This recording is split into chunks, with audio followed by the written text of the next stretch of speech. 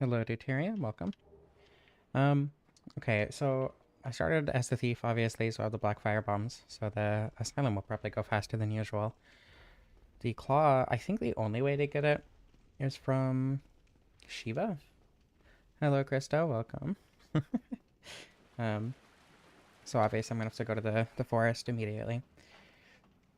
Um, which means I think the only way to do that without having to deal with the Hydra is just by um buying the seal, which is fine, I guess. Hello, Adam. Welcome. Oh, I missed. I can never get this quick kill done actually quick. Um, you are capable of doing 3 hits, 3 throws before its first attack, but you have to get the timing right. And I never get it right. Either the timing or the positioning. I always mess up. Hello, Trashly. Welcome. Gleeby DB. Gleepy DB indeed.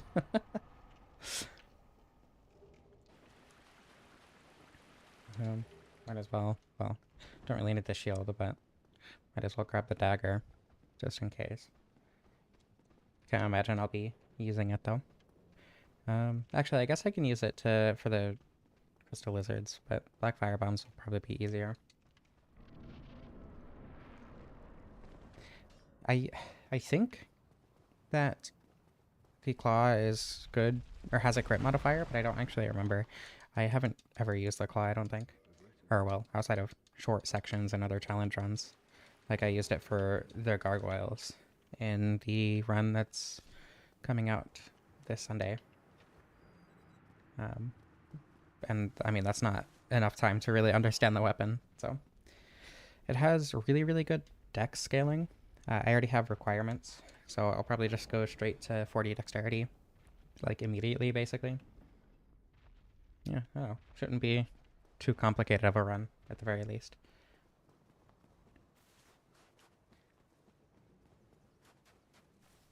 I just hate that I have to get the seal immediately. Or not the seal, the crest. Um, Also gonna go straight to the large ember. I don't know if that's a good idea. I should get the weapon first. I'm gonna get the weapon first. It's probably a better idea. And I'll grab the consumable soul and just dupe that from the valley so I could buy the crest. Only daggers and rapiers? That makes sense. I didn't know it was a weapon type thing. I thought just some weapons had it and some weapons didn't. Like, I would assume the parrying dagger doesn't have a crit modifier, right? But I don't know if it does or not, so that would make sense though if it is.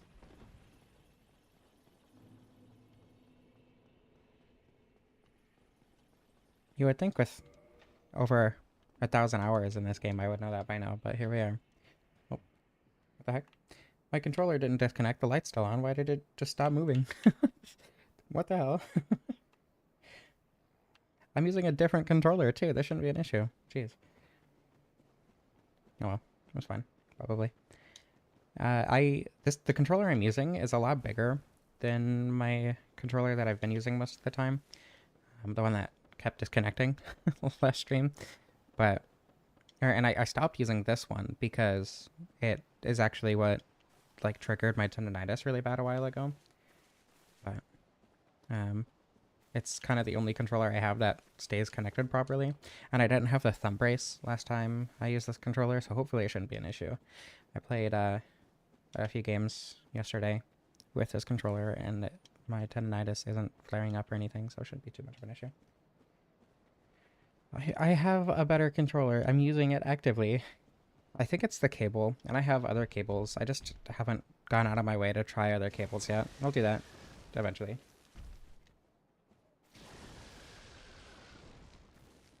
It's fine.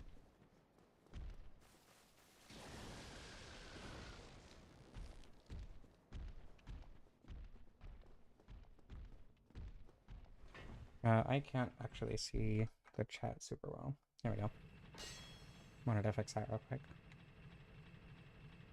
I don't know. I've been kind of worried about doing this stream for a bit because I'm worried that the claw is like not good. um, or the claws aren't good. And so like technically I should have done this like 2 weeks ago. But here we are. Krista, oh my god. I said I don't need I don't need a new controller. Thank you a lot. Oh, I'm alive, that's fine. Hello Lilith, welcome. Tongue twister. Krista, you don't again, I appreciate it, but money. You need money too.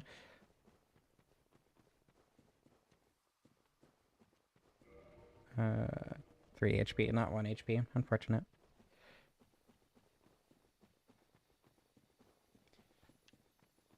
I will, however, put that toward a new controller. As much as I probably don't need it. Wait, you're alive still? Oh. Okay. I think if I quit out and load back in, it'll respawn. Yeah, I have the opposite problem. My hands are small. The Switch Pro controller is like the perfect size for my hands. So, normally I just use that.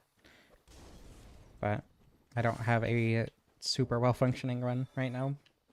So I guess that's what that $20 is going toward.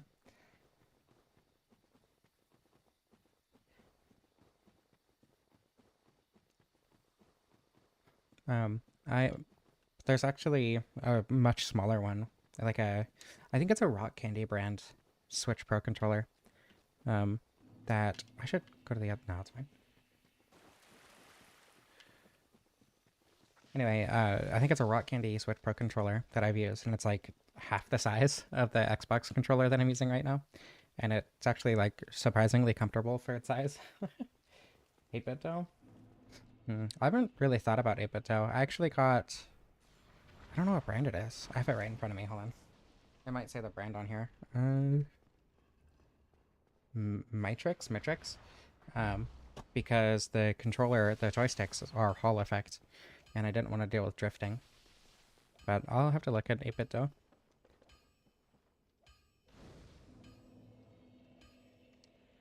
Yeah, I don't, thankfully, I'm in very few situations where I actually need to wear gloves. So, I think my count should still be on 99. Come on. I know I can do this. I do this all the time. Oh, 8-bit uses Hall effect? I didn't know that actually. Parrying dagger does have crit bonus. Okay, cool. Good to know. So then I assume that means that the claws do not then. Yeah, but drop-in usually requires at least a bit of soldering or something. At least from what I saw when I was looking at PS5 stick replacements. And I don't have that kit, that kind of kit at all or anything.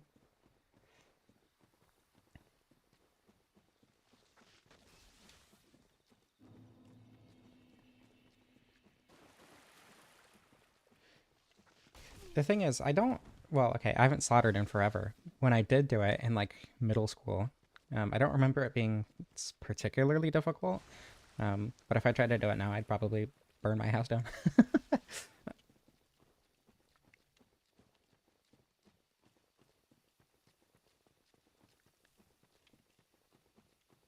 I don't know. It's probably worth getting, at least for my PS5 controller,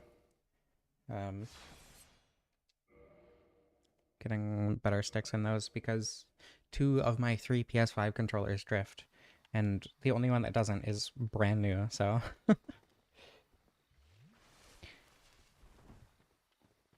crazy how like I don't understand how that controller is incredibly quality in every way. The build quality feels great. The like motors and the speaker and everything, the HD rumble in that is so much. It feels so nice in a lot of games. And then like the pressure sensitive triggers, like with how they push back on you, I think is really really cool. And then the sticks are just garbage and drift super quickly. Though, I guess the Joy-Cons also had, like, the... I think that'll make Shiva move, but I'm gonna talk to them just in case. Anyway, the Switch also had, like, the HD rumble and stuff. The Joy-Cons, but they drift super easy as well, so... I don't know. It's weird that sticks are, like, the lowest priority thing. Frustrating, but not surprising, I suppose.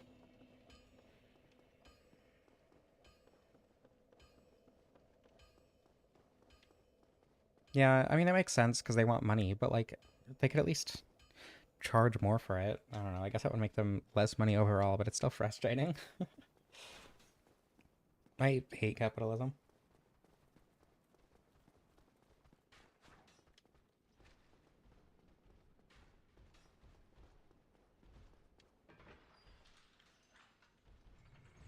Yeah, third-party controllers always seem to last a lot longer. The amount of abuse that those Mad Catz GameCube controllers went through and still functioned as they came out of the box is staggering. Like, granted, they didn't function great when they came out of the box, and they're still not functioning great, but they function as if they just came out of the box, right? Actually, GameCube probably isn't a good example because I do still have an original GameCube controller that I've been using for years and it works perfectly. So, probably not the best example to draw from, but you get the idea.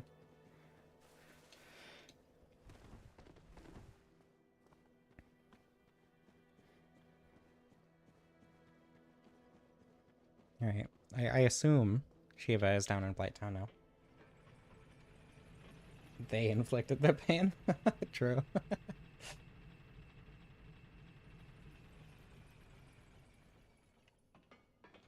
Yeah, capitalism tends to not be good for quality products.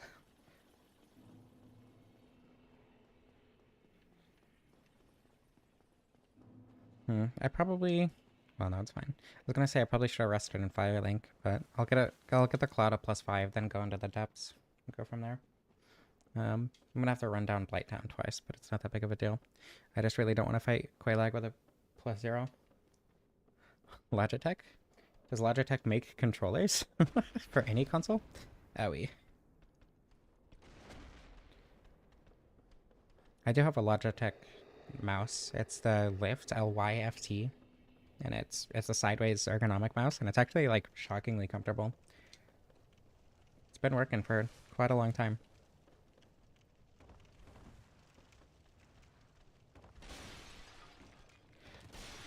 I should probably get an ergonomic keyboard at some point, but ergonomic keyboards are so absurdly expensive.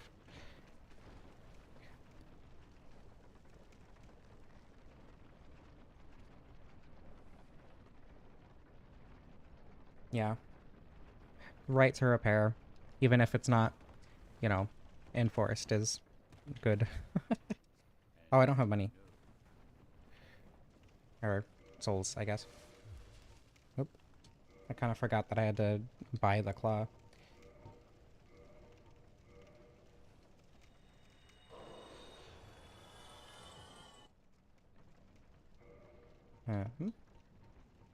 Claw. I'm actually gonna get 2 of them, just for fun.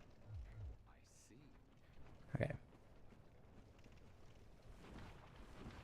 Yeah, DIY kits, that makes sense.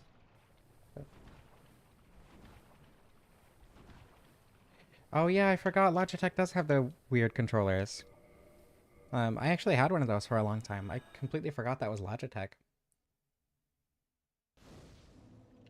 Okay, claws. Oops, not that one.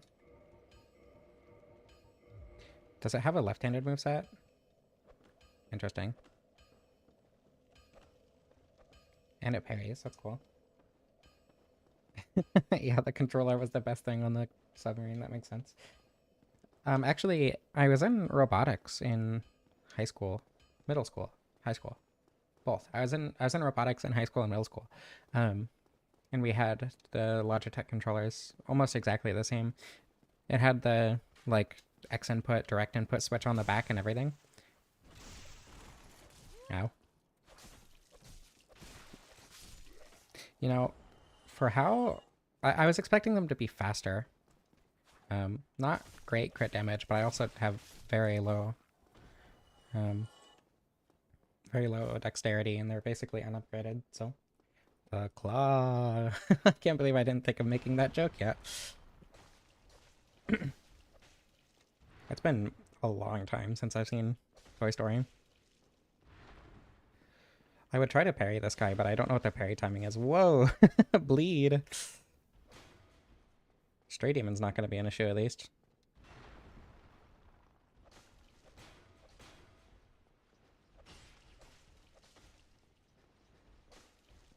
Come on. There we go. Rejected carbon fiber sheets, of course. They had to save money somehow. Capitalism tends to not be good, that's true. No need to elaborate further than that.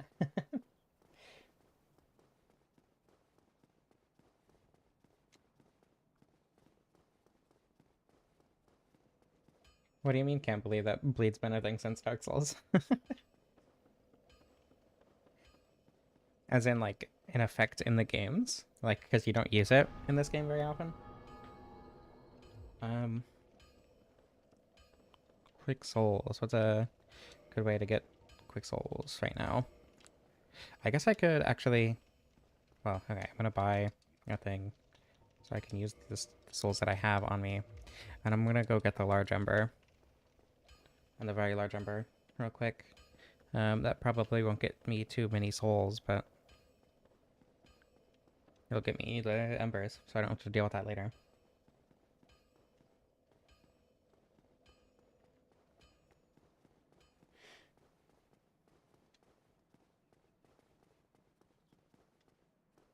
A Bleedborn reference, something like that. There's a consumable soul I can grab in the depths, actually, and I can just do that to buy Titanite. That should be fine.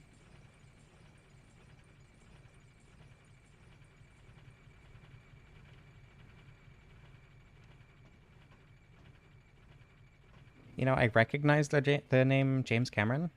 I have no idea who that actually is, I'm gonna be honest. I don't pay attention to names.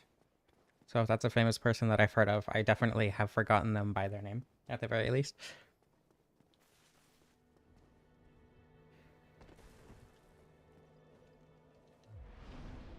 Oh, right. Director. I figured, but I didn't want to make assumptions and just be completely wrong. Better that way, I imagine. Killed Scrappy too, no. Rest in peace.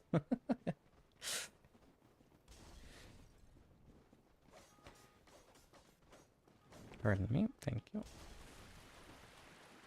I have no idea what the parry timing on the claw is. I assume that looks very similar to, like, I don't know, medium shield?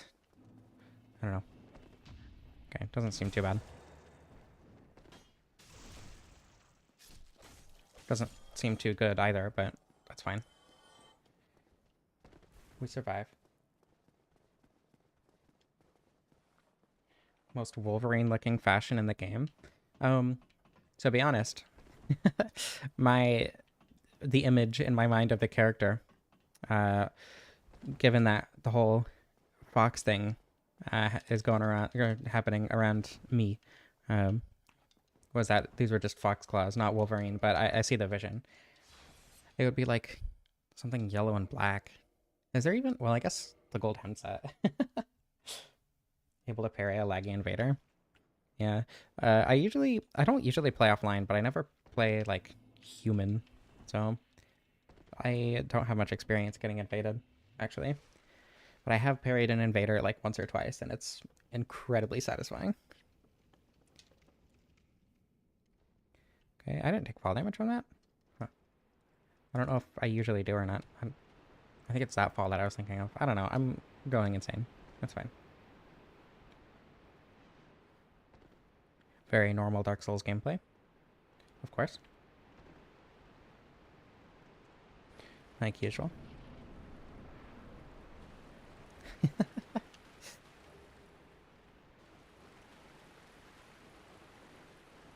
Might have to turn this into a video just so I can get Nikki to draw a thumbnail for this one.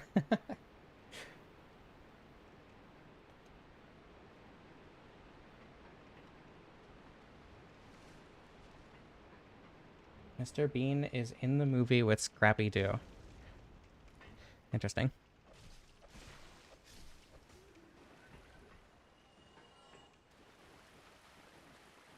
I think Mr. Bean is a coffee drinker canonically.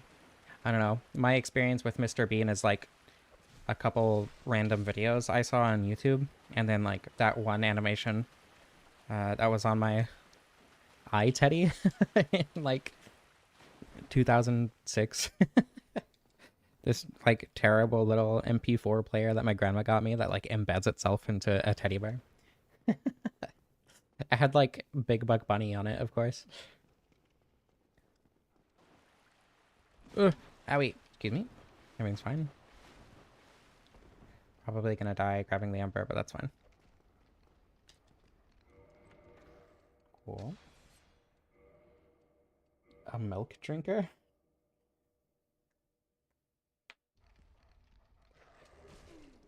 I don't know. I feel like he would be, actually. That makes sense. Alright, this is gonna kill me, but that's fine. I just didn't want to die die to the dog. Why can't I talk today? Jeez. Interesting. The moveset was not what I was expecting it to be. Mr. Bean is somewhat big in Brazil. I mean, he wasn't, like, unpopular here. I just personally don't have much experience with him because he was before my time kind of thing. Milk and MILF appreciator. Me too, to be honest.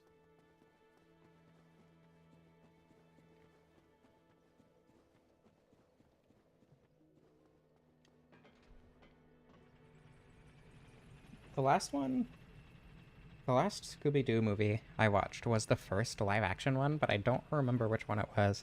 It was the one on, like, the island with the demons.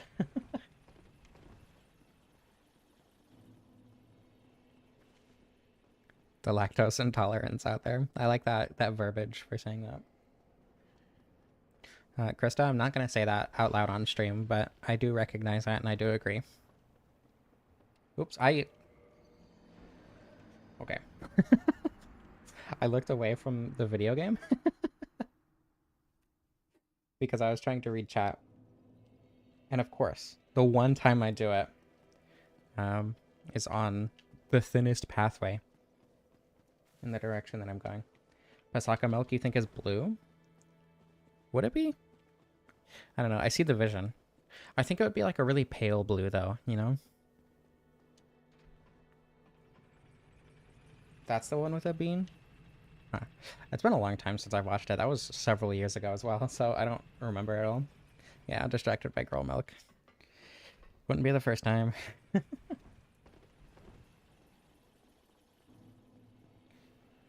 I think a bit paler than... It's like white with like a hint of blue, you know? Like an off-white, but instead of being yellow, it's blue. Like very, very pale blue.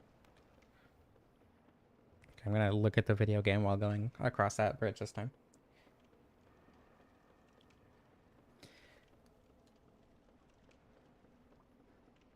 I'm gonna be honest, my experience with Star Wars is episode 4, getting really bored through it, and barely having the resolve to finish it, and then falling asleep halfway through episode 7. That's about the extent of Star Wars that I've watched. I don't know, I probably watched a couple episodes of the Clone Wars as a kid, though, actually. I do remember really enjoying that. Ow. Ow. Ow. Excuse me. Please. No. That's homophobic. The ghosts are being homophobic.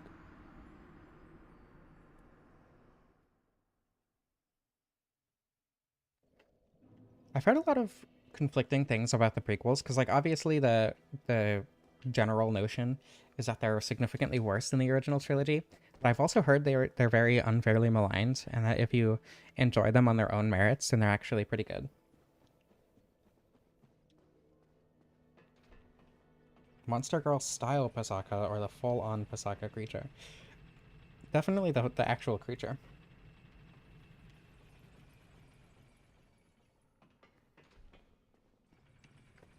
Gropes of Velma via Velma is a very interesting sequence of words.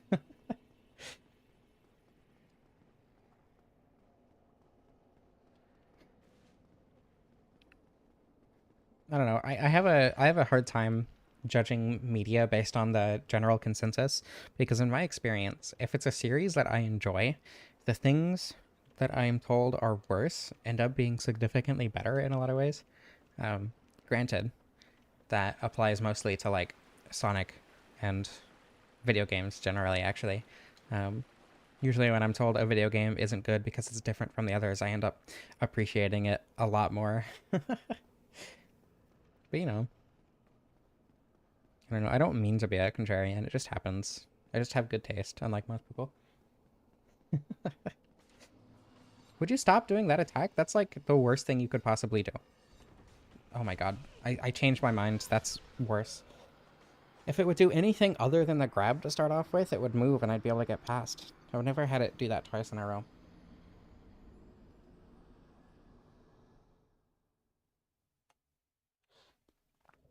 Yeah, I've heard that the newer Star Wars stuff isn't great. Good taste in women? Yeah, usually. Well, I don't know why I say usually. I do have good taste in women. That's a good point. No, usually is justified. I forgot a couple past experiences.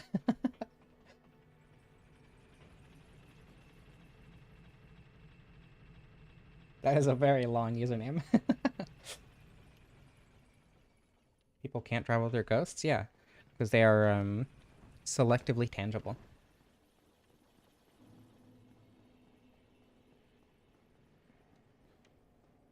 Yeah, I generally don't consider other people's opinions when deciding whether or not I enjoy a piece of art or other media. Media or other art, rather. Wrong order, I said those words in. Accidental Yoda speak, I guess. Anyway, um, enjoying art on its own merits, I think, has a lot going for it in a lot of ways. Maxed it out. The ghosts are not allies.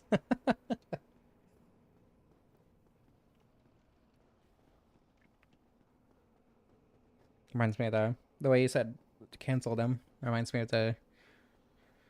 I don't actually know what the audio is from, but the stop doing the grab. It's like a judge. I think it's an animation. Instead of judge saying bailiff.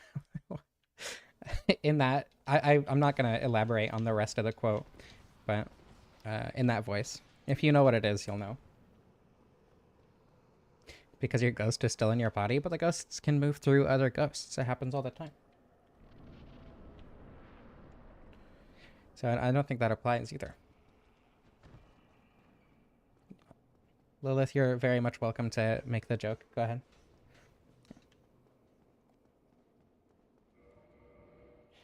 Yeah, and be that one. I didn't want to say too much of it on stream just in case. I guess it's up on the screen as text now, which I don't know.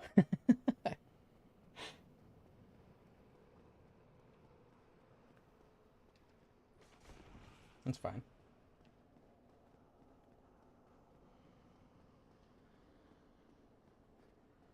A lot of the Star Wars games I remember being pretty good. I'm trying to think which ones I've played. I played a little bit of the newer, not the newer, the first Jedi game. I forget what it's called. But I played that a bit. The one that everyone was calling a Souls-like. It was not very Souls-like. It had parries. It was fine. I don't know. I didn't enjoy it as much as everyone else did though. Um, but then like, obviously Battlefront 2 is like incredible. So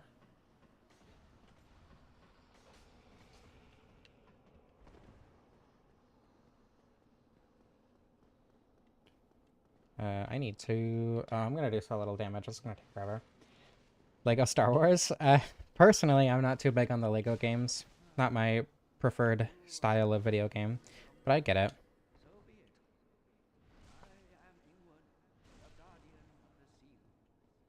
I understand the love for the Lego games as well, just not to my taste personally. Oh, thank you for letting me restore my stamina. Here we go.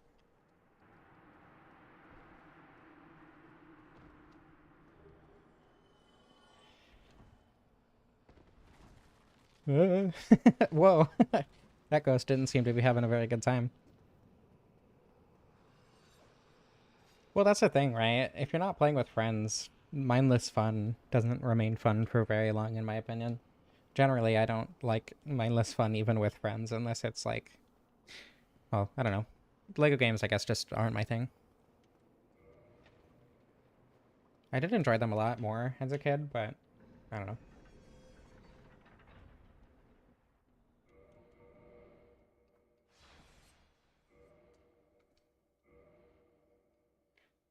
An energy drink that tastes like how WD-40 smells. You know what? I get it, actually. I understand.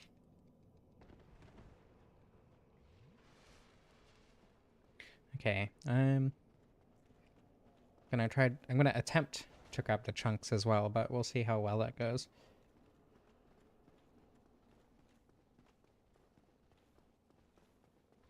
I remember one of my favorite experiences playing a Lego game was Lego Batman. I think the video is still up on Double A Batteries, the channel we used to do together. Um, he, he was climbing up on something, and I like moved the screen over from where he was trying to get up, and he just screamed, "You sucked me off!" We laughed about that one for a long time. It's more, it's less the joke itself, and more the experience of having been in the experience to make that joke in the first place.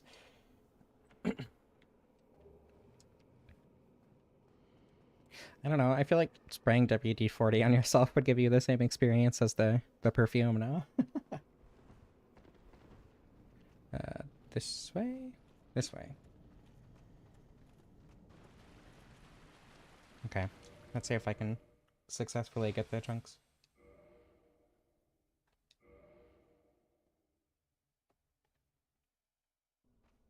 A proposal going on in chat. Cool. I'm surprised I successfully parried that.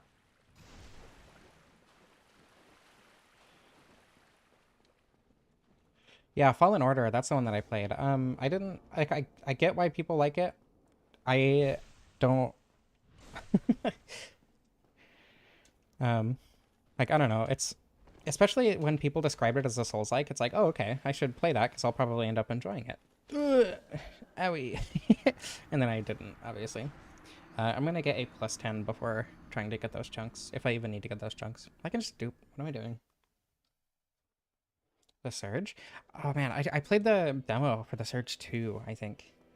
I don't know, one of the Surge games.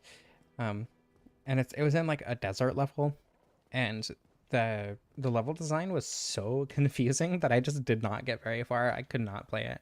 I think I owned both of them through like Humble Bundle stuff or whatever. I don't know. I think I own both of them.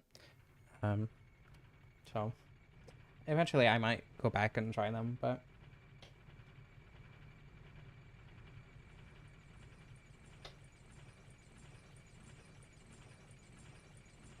yeah, the idea of the Lego games, that's true. That's a good way to describe it, I think. Lego Bloodborne.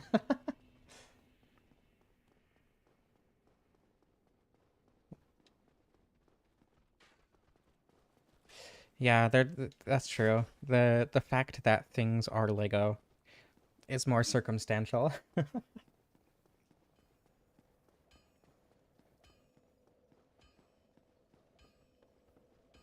Yeah, I've been meaning to play Lies of P. I've owned it for a while. I want to do a series on it like I did with Dark Souls 3.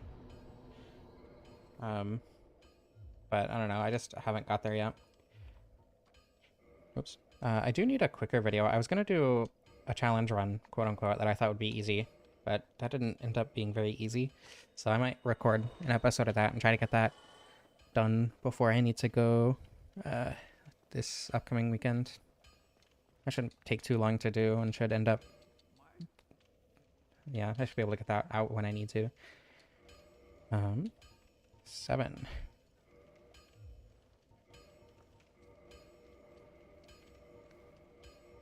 It occurs to me that I'm going to need to get a lot more chunks than I remembered because I have 2 of them.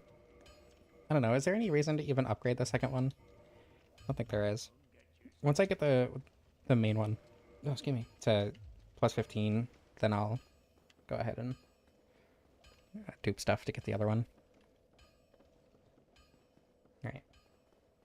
Time to go obliterate the gargoyles. Actually, I don't think I'm going to be obliterating the gargoyles.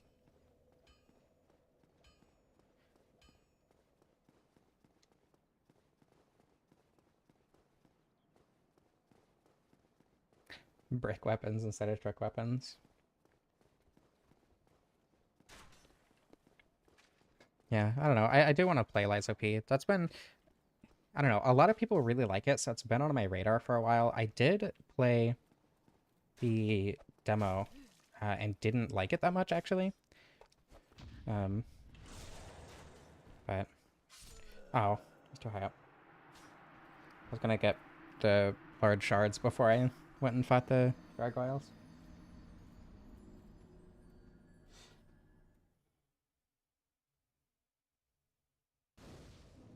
Right, Deuterium, I hope you are able to feel better. Sorry that you couldn't watch the stream, though. Well, I don't know. That came out wrong. I'm sorry you're getting stimulated. And I'll see you later, Trashley. Thank you for joining while you could. To start is the worst bit. It was more the combat loop itself, if that was in reference to Liza P at least. The combat loop itself with how the deflecting was like integrated into the combat system, because from what I played, it very much felt like the deflect system was just dodging but worse. Oops. Damn it, really? Okay, I think the scaling is just way better now that I have upgraded this a little bit, which is probably why I'm getting so much more damage. Maybe I could take other gargoyles pretty easily, but higher damage is funnier, so it's fine. I don't think this is in the right position. Okay, whatever. Gargoyles it is. The demo end, it went, you get to the hub with the level lady, and it keeps going a little bit after that, but that's where I stopped playing, when you first get to the place you can level up.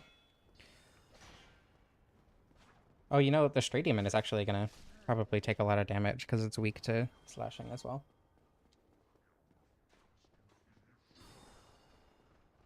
Yeah, I don't know. I hope I end up liking Liza P.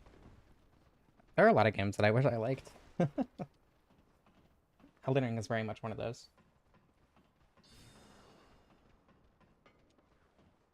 A Lego Souls-like. That'd be really interesting, I think. Especially coming from, like, the Lego team as well.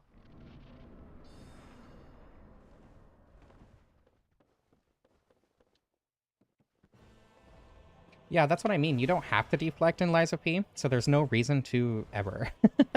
Right? It's just dodging, but riskier. And, like, I suppose it'll give you more opportunities to attack, but I don't know. Again, from what I played, it didn't seem very useful.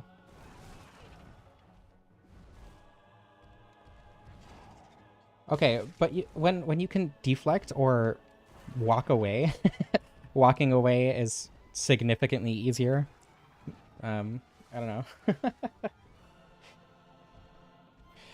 Like, what benefit? Because Lies of P doesn't have a system like Sekiro or even Thymesia to, like, encourage the deflects on their own, it just doesn't seem super useful. Can the gargoyles bleed? I actually have no idea. I meant to press the roll button. In fact, I did press the roll button. No, I can't believe I just died to the gargoyles. This is tragic.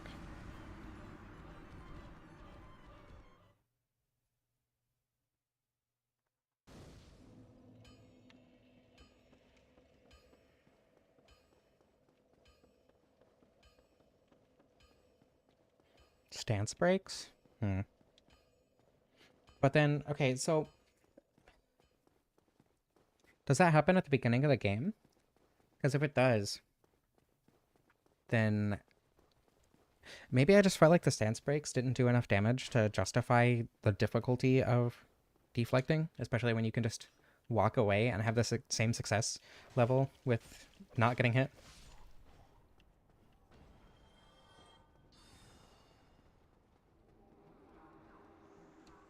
When I played Fallen Order, I played it on the Grandmaster difficulty, and it like felt really good to parry a bunch of enemies in a row and stuff. And it's not like that hard, so it shouldn't be too difficult to get into, I don't think.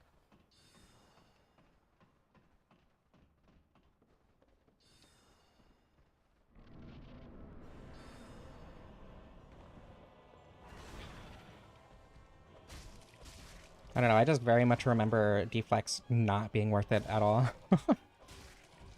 We'll see when I play it again. Maybe balance has changed since the demo or something. I don't know. Okay, I'm not going to get greedy this time, I swear. I don't usually play with fast weapons because I get greedy really easily. Like this. Was that bleed? I think it was bleed. Oops. Okay, don't get greedy. Everything's fine.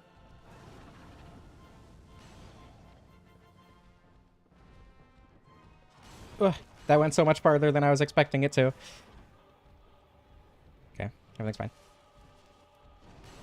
You're not the one I want to attack. Go away. Cool, thank you. Okay, the boss is now easy.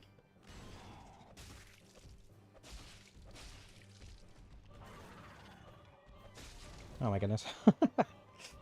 The range is not doing me any favors. Okay.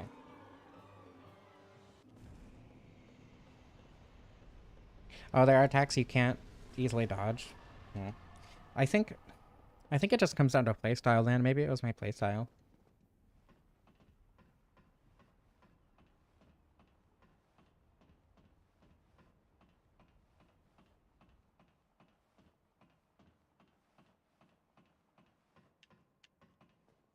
Yeah, Fallen Order isn't that Soulsy. It's really just like the parrying and like general combat that's kind of Souls-esque.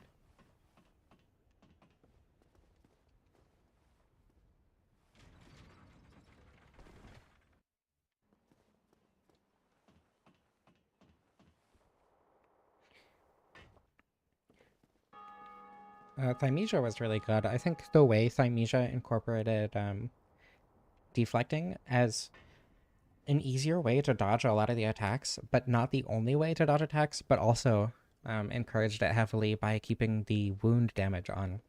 That was really interesting. And I think Thymesia, because I had played Thymesia a lot more recently when I tried Lies of P, which is why I wanted to try Lies of P in the first place. I think that might have also affected my opinion on the Lies of P demo. Oops.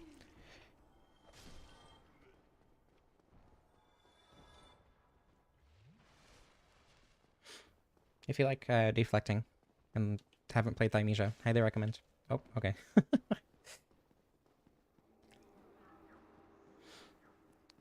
Instead of using these souls to get Titanite, I am going to level up my dexterity and go fight Quelaag.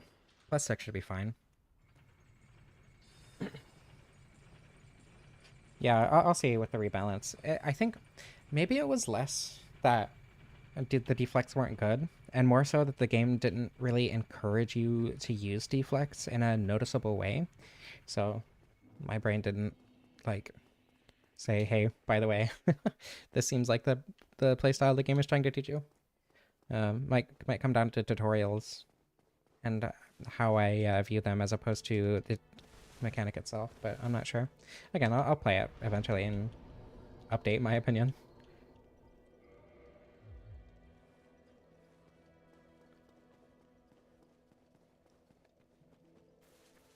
Alright. Pardon me. I don't think he died. I think I quit out too quickly. Whoops.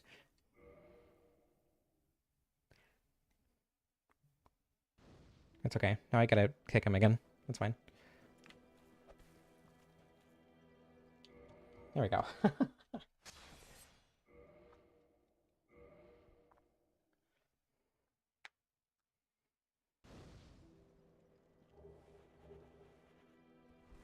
Might as well put that on, at least for now. Not that one.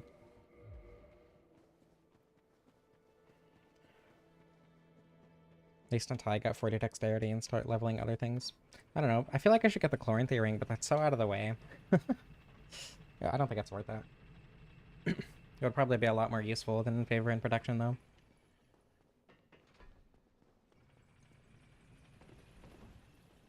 Yeah, ADP, true. Should probably level that up a little bit more.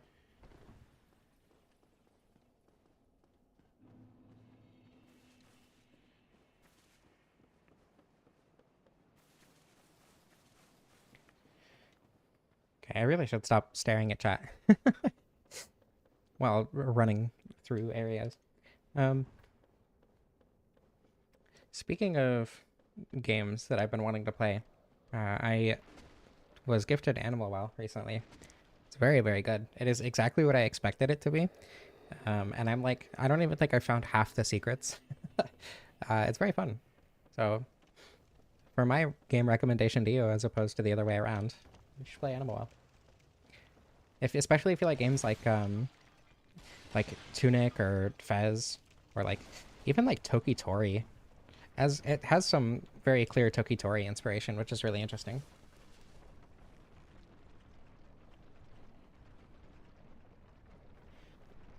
Yeah, it's really good.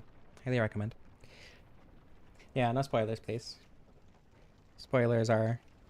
Personally, I'm very spoiler sensitive. And they significantly affect my enjoyment of the game, so...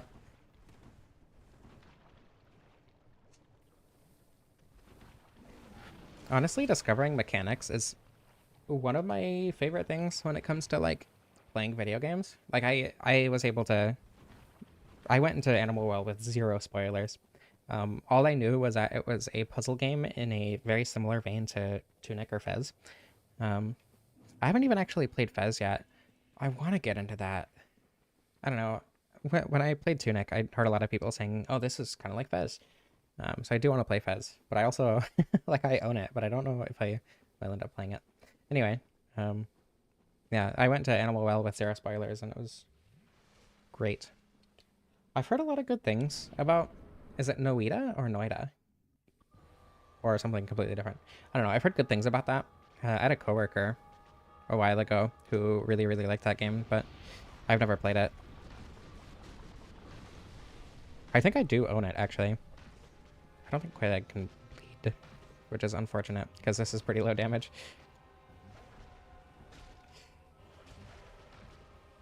Does the roll attack get a roll?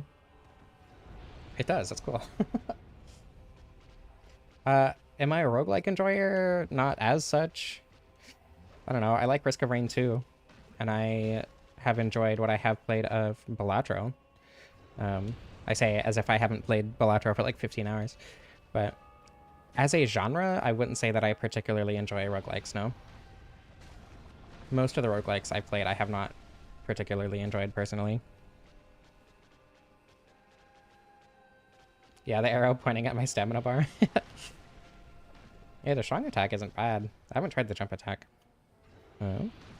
Whoa, that's much higher damage than I was expecting. Game comes out... I mean, it's a jump attack, so obviously it comes out quick, but... Yeah, the distance on the roll attack is also very cool. I like this moveset. Okay, well, the reach is less cool, but the moveset itself is pretty nice.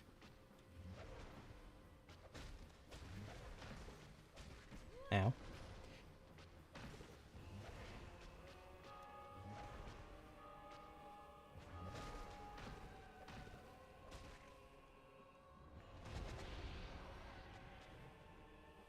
I think my main problem with roguelikes is just that the randomness doesn't feel good for me a lot of the time. And like a lot of roguelikes mitigate that. For instance, Risk of Rain 2 is a great example because a lot of the game just comes down to how well you're able to move the character around. And movement, good movement, is like my favorite thing in video games. And Risk of Rain 2 does that perfectly. With Balatro, I think the runs are short enough that it doesn't bother me. But like, I don't know, I've tried to play games like Binding of Isaac and just have not enjoyed it.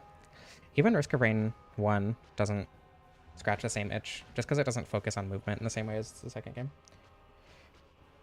I own... So, my experience with Dead Cells is the mobile port. I played it twice. I did 2 runs. and have not touched it since.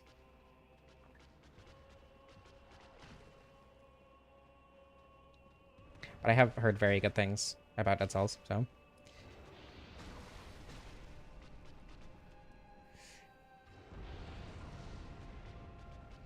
Yeah, Loader is so much fun.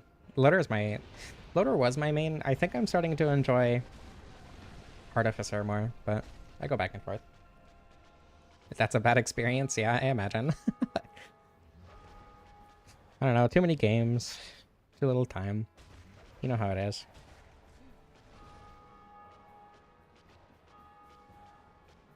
Love to watch but hate to play. Yeah, I understand that completely. I have similar experiences with some games. The range is so low that you can't really get instability damage very often. But I don't think that's a big deal. There we go.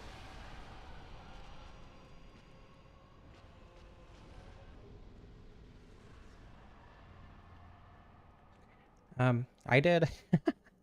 I had to do...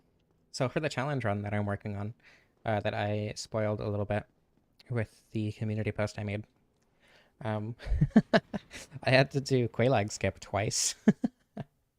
Well, okay, I have to do it twice. I've done it once. And it took me like 3 or 4 attempts. Engineer is your favorite? I get that, but just because the engineer doesn't have movement, it's not, I don't find it super fun. Actually, Railgunner would probably be my favorite if I was good at aiming. Iron Skin? Iron Flesh, you mean? I mean, you can use Pyromancies. I assume it would. I don't know why I wouldn't. With Dragon Torso Stone?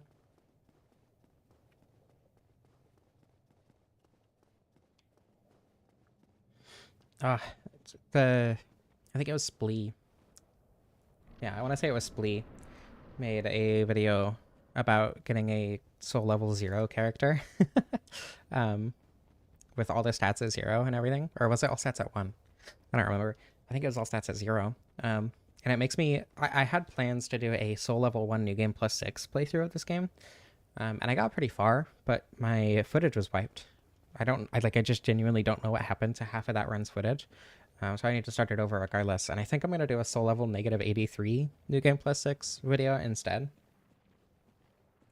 I don't know. I think that'll be fun. But the damage will mostly come from Dragon Torso Stone. Probably a little bit from Dark Hand at the beginning, but Dark Hand isn't great. Dragon Torso Stone is just better. And like Pyromancies, obviously. Did that by accident once? Like corrupting a character and having it at level 0 or something else? The rocket jump? I don't know what's being referred to. Yeah, the rolling attack is fun. I don't do PvP, so I don't know how it would interact with PvP, but I imagine that's fun to use against other players as opposed to in PvE where it's not incredibly useful. Oops.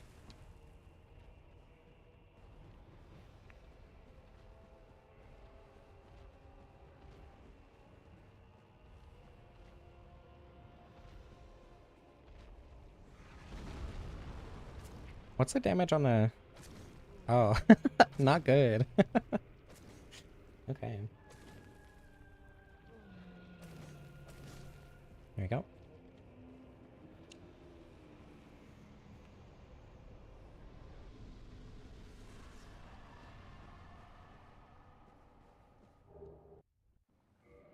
Is the roar a body buff? I thought it was just like its own thing. Like with how Red Tearstone Ring can stack with...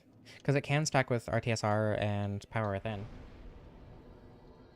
One-shot him? I don't think that was technically a one-shot. Close enough. And it corrupted your character? Damn.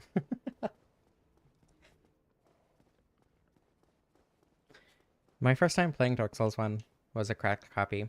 I ran down into the catacombs, died, and stopped and didn't touch it again for like 6 months. I played Dark Souls 2. Really, really loved it. Got like, I don't know, probably a quarter of the way, a third of the way through Dark Souls 2. And then my computer broke, so I bought Dark Souls Remastered on Switch while I was trying to get the stuff to repair my computer, and ended up beating it and loving it, and here we are today.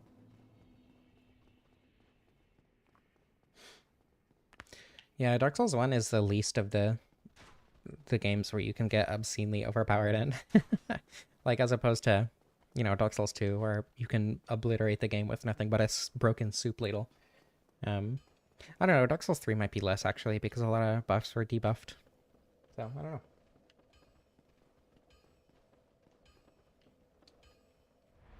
Yeah, the visual for Power Within goes away, but you still get the damage buff.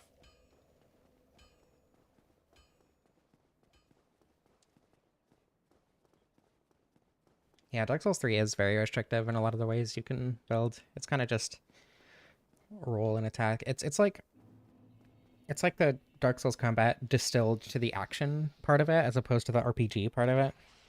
And like, I get the appeal and it works pretty well for what the game is, but I will always prefer Dark Souls 1 and 2.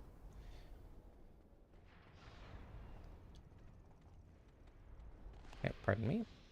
I need the large shards before I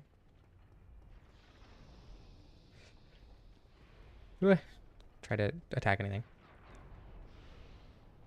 I was watching a stream before streaming, which is a weird experience. And it's a YouTube channel called Hyper Game Dev, where they do like, they're a game developer and they like do game dev streams and run game jams and stuff. And they said they watched my videos at one point, and that was so surreal, like watching a stream before starting doing my own stream. And the person streaming talked about watching my videos. That was such a strange experience.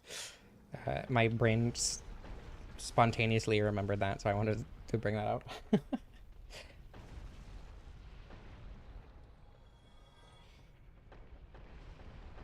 What the? I need to stop looking at chat when trying to do things. Yeah, I mean, again, Dark Souls 3 has its merits, and I think it is a fun game for what it is, but Dark Souls 1 will always be special to me. And Dark Souls 2 as well. I mean, yeah, you can do an insane amount of damage in Dark Souls 1. But I just mean in terms of how you can get that damage, right? Because in Dark Souls 1, that is like the only setup to get that specific insane damage. But in Dark Souls 2, there are so many different weapons that you can use to get that kind of damage. So like, yeah, Dark Souls 1 has broken damage, but not in the same ways as Dark Souls 2 is what I mean. And Dark Souls 2 lets you get it in more ways as well. I don't know if that makes sense, but that's what I was talking about. Most user-friendly parries? Yeah, I would agree. Just because the parry frames start almost immediately, if not immediately. At least for a medium and light shield. You like Sekiro because there's monkeys? That's totally fair. I agree.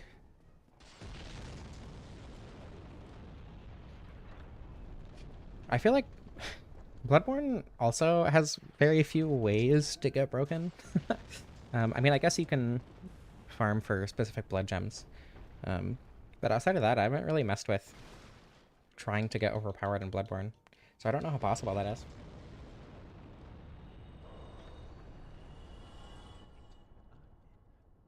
Okay. I'm gonna need 2 of these. And then 1 more so I can dupe it for the second claw. Enjoy when terrible weapons are viable. Yeah, Dark Souls 2. The clink clang. That's a good reason to like Sekiro.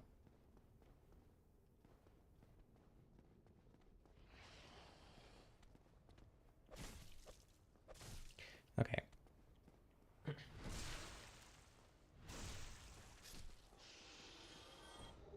I think I think my least favorite thing about Dark Souls 3 is that all the cool weapons are terrible. Like, the Wolf Greatsword is awesome, but in terms of damage, it's pretty middling at best.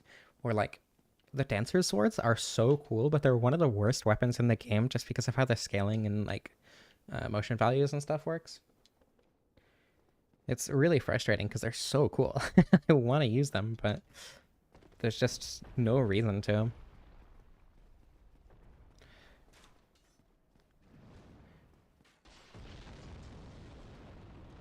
Yeah, just slightly underwhelming. I would say that's true with the majority of them, but there are also extremely underwhelming weapons. I'm going to upgrade my claws first. I.e. the Dancer Swords, I would consider extremely underwhelming.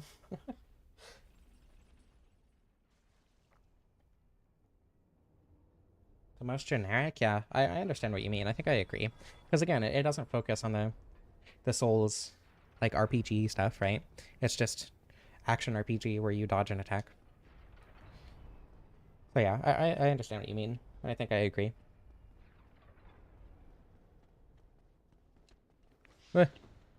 Excuse me, please. Okay, fine.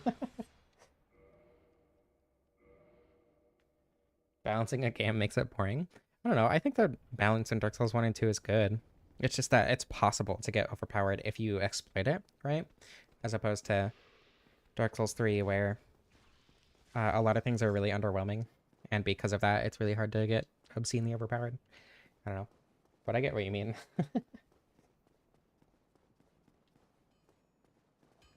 Yeah, buffs and infusions in Dark Souls 2 are one of the coolest things about it, but that's also part of what makes things so easy to get overpowered. So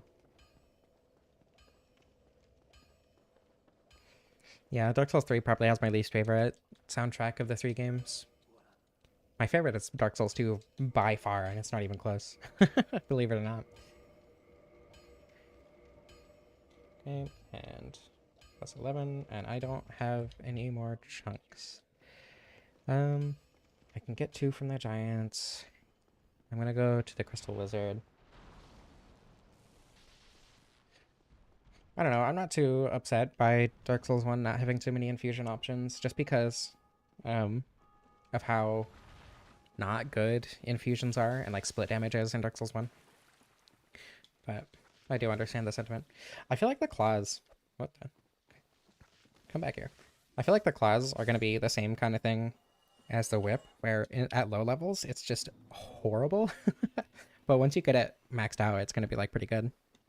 Like slightly higher than average. At least that was my experience, but...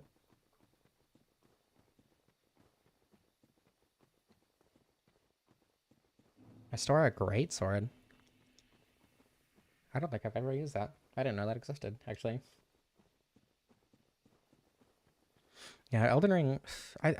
My problem with Elden Ring's balance is some things are just so absurdly good that using anything else feels like a challenge run. Like my first playthrough was with I think it was the Moonlight Greatsword or the Dark Moon Greatsword or whatever it's called in that game. And with like a sorcerer build, and it was super fun because I was obliterating everything in my first build using summons and everything. But then my second, or one of my later playthroughs was with just the Claymore, Sword and Boarding. I think I also used summons, but I don't remember. And it felt like a challenge run, even though I was using summons and just like a normal weapon. I don't know. I don't know if that experience is shared among others, but that's how it felt for me. Let's see if I can do the parry timing. Cool. Okay. I think the parry timing is pretty normal. Very similar to medium shield. Yeah, Wing of Estella is probably my favorite weapon in Elden Ring. Big ass sword with a charge attack, Ash of War. Big as Spokums. It's funny.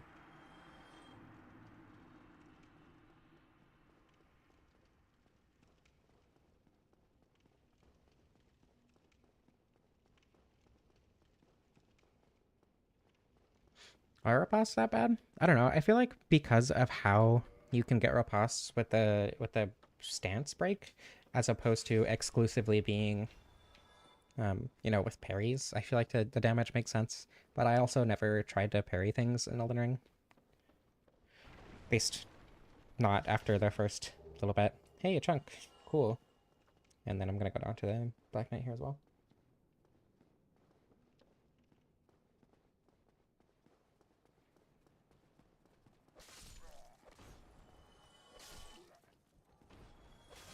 Wait.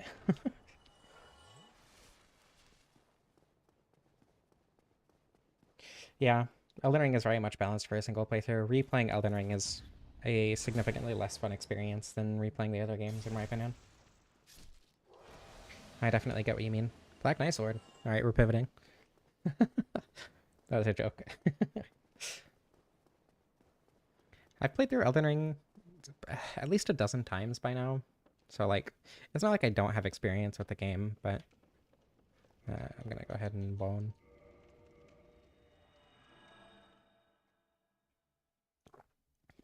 Go ahead and get the chunks as well. I need, what is it, 7 chunks? 6. So 2 giants. There's 1 in Anor, Londo. Why can't I remember where all the chunks are? I feel like I should have this memorized by now. Oh yeah, there's 2 in New Londo that I can grab. Bastard Stars. Is that the giant weapon? Like the giant morning star, basically? I'm thinking of a different one.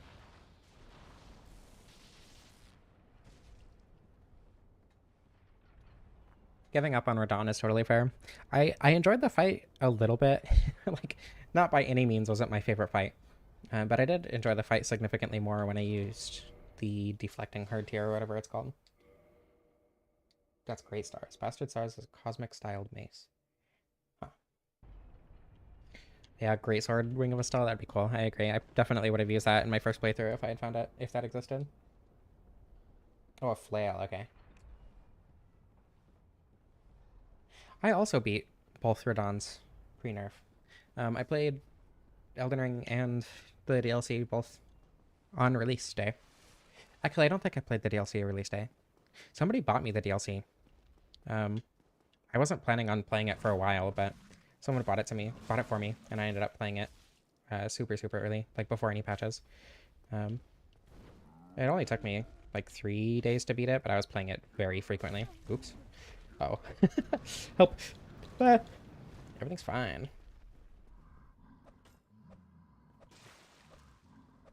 Cool. Yeah, that damage is not bad at all. After getting it leveled up a little bit and having 40 dexterity, the damage is much better. Way better than early levels. So again, like I said, very much like the whip.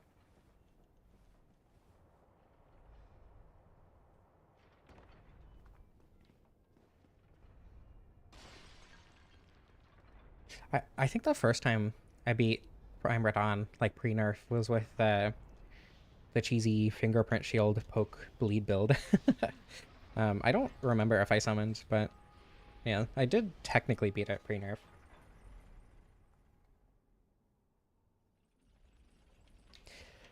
Romina is awesome. Romina is definitely my favorite Elden Ring boss, which is funny because most DLC bosses I don't like as much as the base game. I played the DLC with someone. Yeah, so I played it on my own twice, I think. And then I played it with someone who was similar-ish skill level, maybe a little better than me at the game. And we played through the base game and DLC back to back. And DLC bosses are generally, I enjoy them less. But Romina specifically, I really loved. The spider scorpions are not okay. I forgot how much those things bothered me. I've been playing Northern Journey recently, and the spider scorpions are worse than anything in that game, I think. I don't have any bones. That's unfortunate.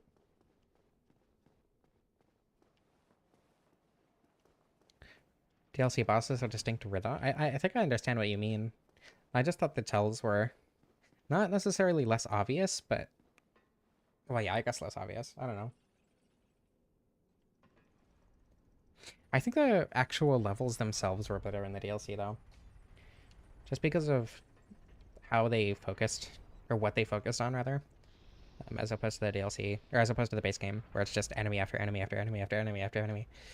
In the DLC, there were a lot more isolated enemy encounters, and I think it worked a lot better for me, personally. Bale is the coolest FromSoft boss. I didn't super love fighting him, I don't think. power of friendship. So there's a game called Sonic Heroes. Northern Journey does have a crossbow, and it is PS2 looking, yeah. I have arachnophobia and entomophobia, and 99% of the enemies in Northern Journey are giant bugs. The area that I'm at has these weird looking spider things that just crawl up to you, stand there, and then jump. But because of when specifically they stop moving, it's very, very hard to spot them. And they have given me panic attacks on 4 separate occasions. So I have made 0 progress in Northern Journey over the past couple days, despite attempting to play it.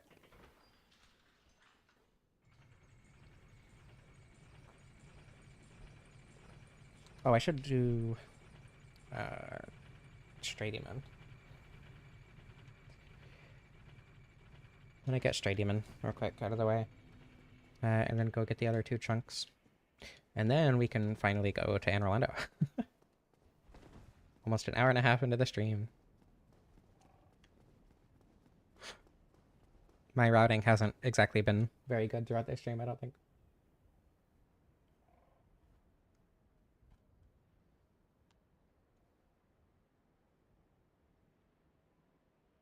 Oh yeah, the Dark Souls 2 spiders are awful. They very much trigger my arachnophobia. It's not even when they're like on the ground and crawling around and attacking. What really messes me up is when I see them just sitting like in the nooks in the wall or just sitting on the wall or hanging from a thread. That fucks me up. That's when I get my panic attack, not when they're actually actively attacking me. And I'm not sure what it is. I know what it is because that's a thing actual spiders do. Actual spiders don't crawl around on the ground and lunge at you. But God, ooh, the range I forgot, or the lack thereof, I suppose. Pardon me.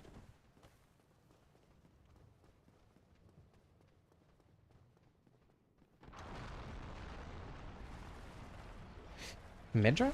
I don't think. Well, I don't know. I get that, but I didn't super love Midra.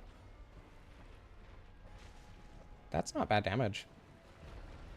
Like, obviously the bleed is going to do a lot more, but the damage on hit isn't that bad, all things considered.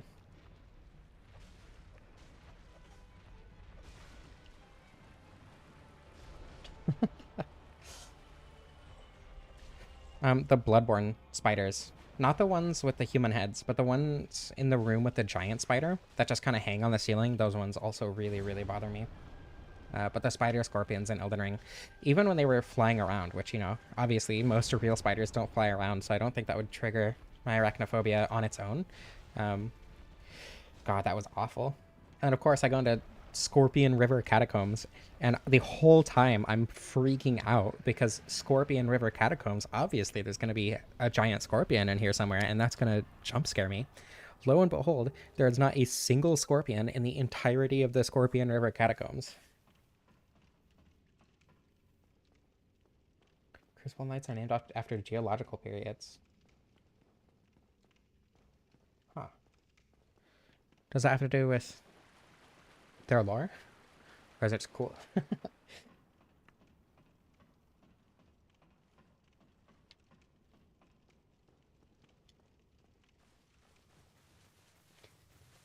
Yeah, I don't know. I don't know what it is. Some spiders in video games bother me a lot. Like, oh my god, the Skulltulas in Twilight Princess, those really bother me.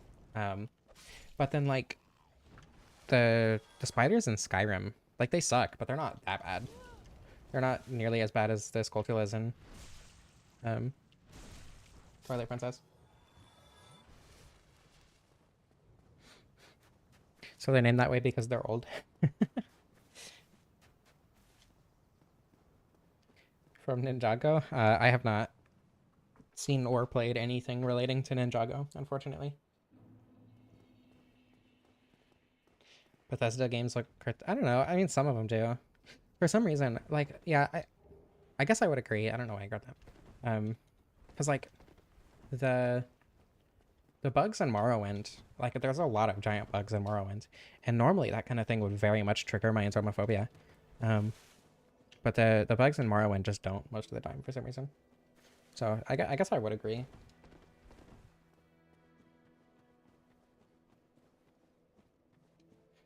Yeah, Morrowind is super cool, but I understand what you mean with the, like, or what is meant by the soft and cartoony.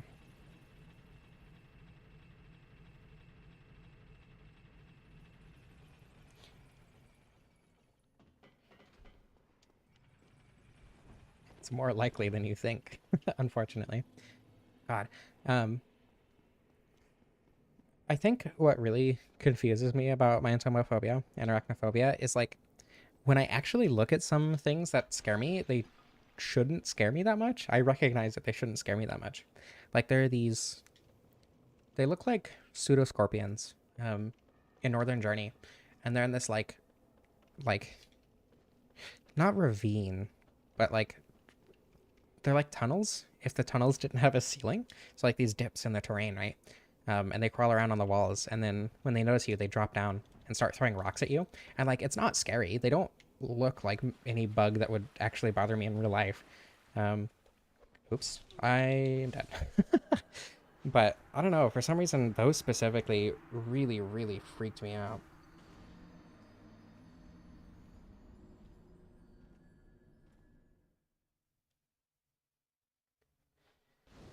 Yeah, rational fears are irrational. That's true. I can't believe I've died so many times in this game. I don't know what that is. I don't know why. I'm not like especially tired or anything. Actually, that's probably not true. I just don't feel it. I recorded and recorded the voiceover and edited an entire video on Monday, which is usually a 2-day process. And then yesterday, I also recorded and edited an entire video for my second channel. So I am probably more tired than it feels like I am, but I did eat. Yeah, I had oatmeal this morning. Oatmeal with peanut butter, so got protein and everything. I had caffeine as well, so Dark Souls 2 mimics, really? I don't know. I feel like actual monsters don't scare me that much. um, it's just like bugs that freak me out, which seems weird in retrospect, but I don't know. Irrational. Yeah.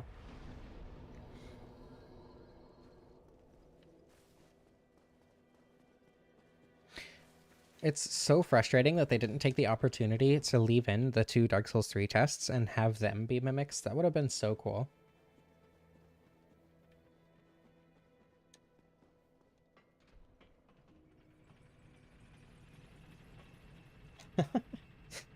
We don't talk about YouTube kids here.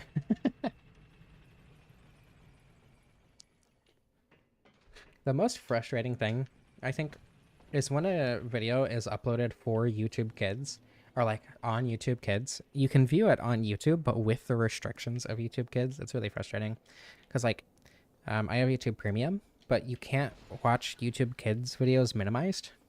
Like even if you want to swipe the video down on mobile, right, and scroll through other videos, you can't do that on YouTube Kids. So you can't like play it in the background with YouTube Premium even.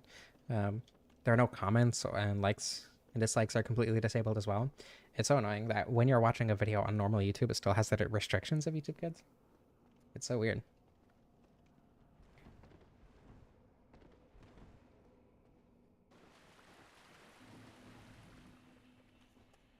There we go.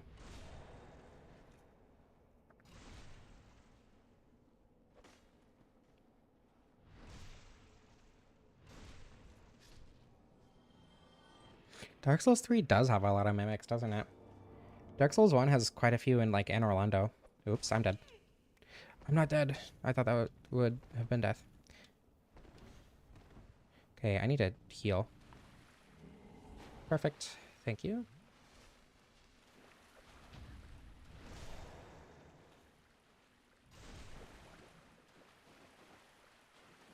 I don't know. All algorithms are biased, so I feel like saying or pointing out YouTube specifically in that conversation isn't super helpful.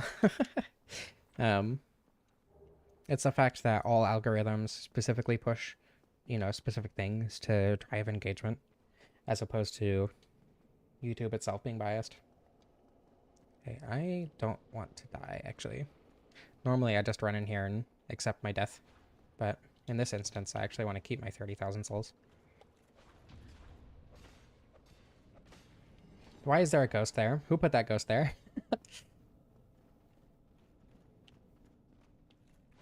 Oh, I partialed.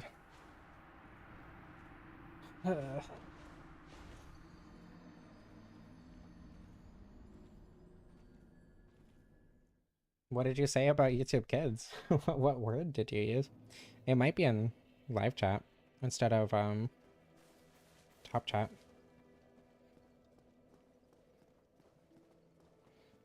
Let's see. I checked on mobile and my phone is on live chat and it didn't show it, so.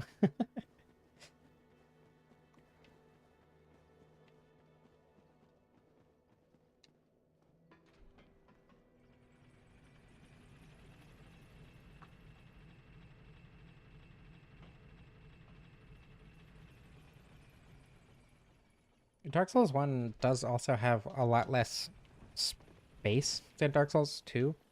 In terms of like frequency over the course of the game, I wonder how few or how many mimics there are. I'm just gonna grab the souls and warp out. I don't think that one last Titanite chunk is a big deal since I can just get the one in Londo.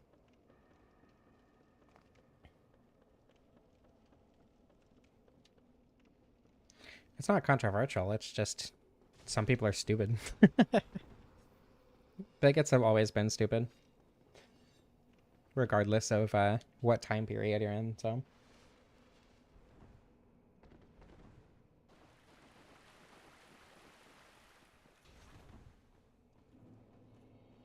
Okay. Let's see. That was the wrong way to scroll.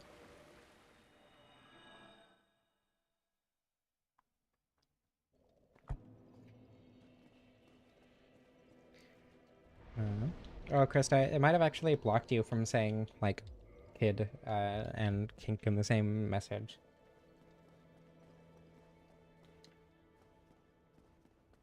Restore a great sword run of Dark Souls 3? Yeah, definitely. Eventually, you know, at some point, I want to have done every every weapon in Dark Souls 1. And then I'll probably, well, I don't know, I'll do like random weapon runs in Dark Souls 2 and 3 as well before I get to the point where I've done literally every single weapon in Dark Souls 1. Because that's a long time coming. But point is, yes, I would absolutely consider that.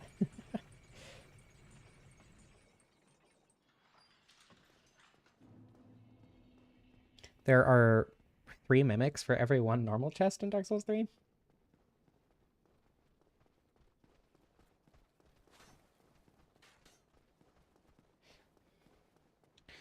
Right now, working on is a stretch, but I have a run where I've gotten the pickaxe in Dark Souls 2. So, like, you know, normal Dark Souls 2 weapon run, I think will be fun. For instance. 3 mimics for each frigate. That's insane. That's so many mimics. Do you know the ratios for the other games? Because, like, I feel like the ratio specifically in Dark Souls 1 is higher than Dark Souls 2. I would assume, anyway. Yeah, I knew about the pickaxe and how weird it was to collect for a pretty long time. Just because I've heard it mentioned in, like, you know, forums and whatever, but it was actually a Illusory Walls video that made me want to do a run with it. Because I just, like, didn't put much thought into it before then.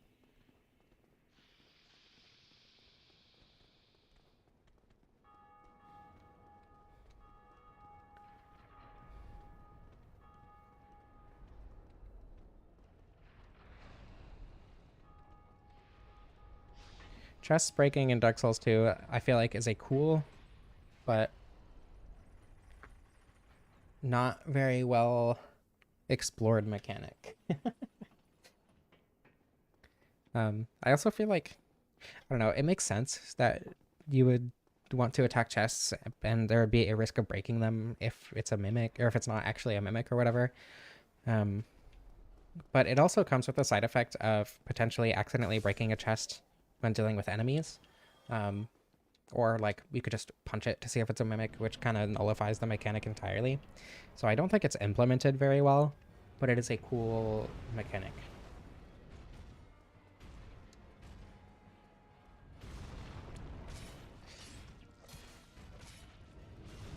Also, Iron Golem, it's 400 damage to stagger it, right? And then 200 to make it fall over. Regardless of what damage type you're doing, as long as, or how much, poise damage you're doing, as long as you deal that damage to the ankles specifically. But I was fighting him with black fire bombs the other day, and it seemed to take less damage because they do 36 damage each. And I threw 6 of them to make him stagger. So either the damage isn't like showing up properly, because it said 36 damage each every time I threw one, but he staggered way earlier than he should have. And then like the ratio is the same, right? Because it took 3 to make him fall after doing the 6 to make him stagger. So like, is it specifically because of the consumable, or like how it deals damage, or is it because it just wasn't showing the damage number correctly?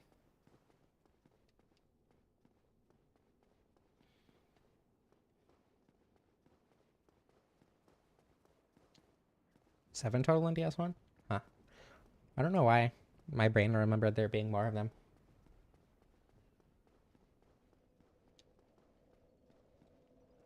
No, the mimics in Dark Souls 3 are entirely static. I know that much.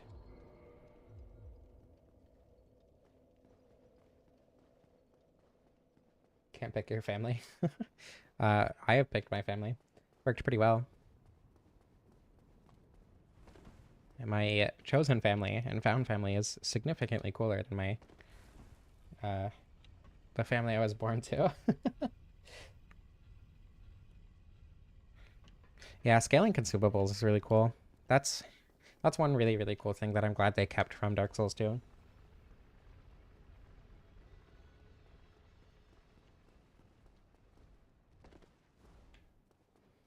Honestly, I don't like the idea of built-in challenge modes. I think it works in some specific specific instances. But with a game like Dark Souls, I don't know. I feel like coming up with your own challenges is just more fun, especially because if you're not enjoying a particular part of a challenge, like not necessarily if it's too hard, but like if you're just generally not enjoying that part of the challenge, you can skip it. And you can't do that with built-in challenges or whatever. And like there are examples where I would agree, like how in Death's Door the umbrella is just like challenge run weapon, right? And you even get an achievement for it and everything. But oops.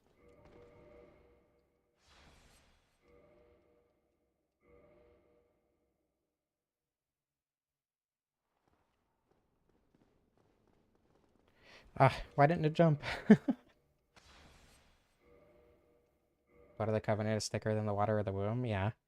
Um, but see, abusers wanted to use it to say that your family matters. Excuse me, more than uh, your friends, because they wanted to be able to abuse family members, which is why it reverses the meaning when you say the whole thing as opposed to the shortened one, or vice versa, I suppose.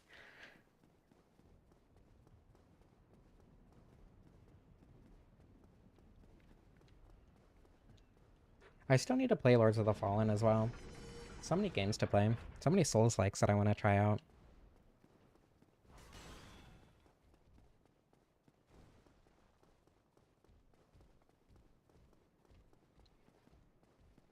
I think... I want to finish the Dark Souls 2 series where I am just like exploring the level design and stuff. But it's really difficult. Just because I lost my save files. So I have to replay up to the exact same point that I was. Which can be really frustrating to have to redo. So I just haven't done it yet. But I want to do a similar style of series that I did with Dark Souls 3, and I'm working on with Dark Souls 2 with quite a few games. Eventually I want to do it with Dark Souls 1. I want to do it with... Well, I don't know how well that would work with Dark Souls 1. I'll probably do it Gravelorded or something. I want to do it with Lords of the Fallen, the new one. I want to do it with Liza P, obviously, like I was talking about earlier. I don't know, I think it's just a fun style of video to do, and will work really well with a lot of different Souls-likes. I haven't played Liza P at all, so I think that'll work better in a different way than how I'm doing it with Dark Souls 2 and 3, because I've obviously already played Dark Souls 2 and 3 quite a bit.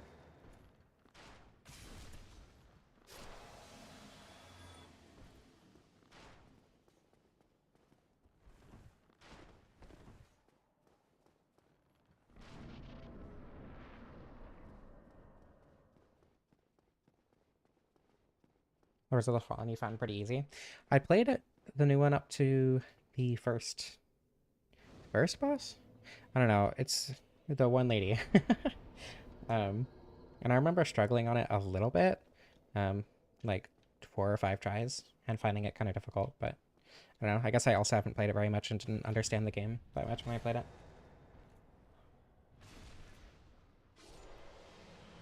There we go. Getting a plus 15 before Ornstein and Smough is always nice. Getting a plus 15 and effectively max scaling before Ornstein and Smough is nice.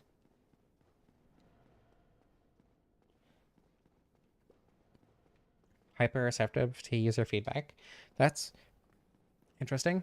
I was going to say that's good, but I don't think that's necessarily true, because there are a lot of instances where I think it's better to stick with your like original vision for a piece of art.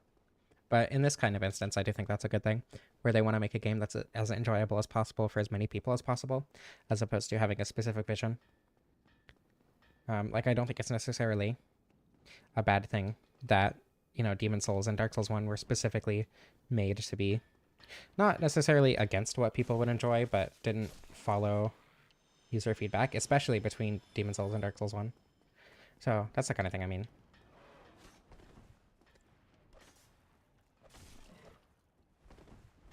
God damn it. I hate these things.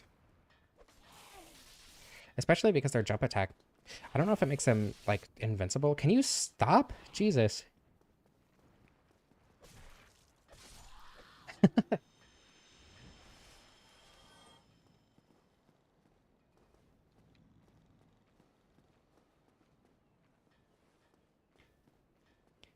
The Screaming Hollow Cortez. Oh, yeah. The jump scares in Dark Souls 3. I don't know. They weren't super effective for me. Luckily, I think, because I don't think I would have done very well if they were. But I do like that they're in there. They're funny. Actually, they in my series, they did definitely get me at least once. Okay, I'm just making sure that there wasn't another one behind me. That was worth the hit. Generally worked out for them. Yeah, that makes sense. That's good.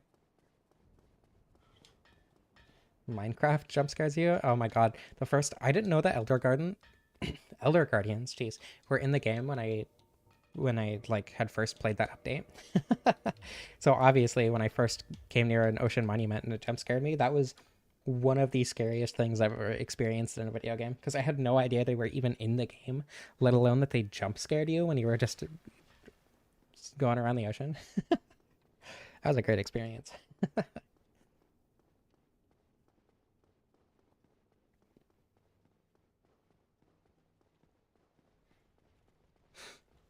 I was gonna say that Five Nights at Freddy's Help Wanted can also reliably jump scare me. Can also reliably, jump scare me. But I don't think that's a fair comparison, because that's also a VR game.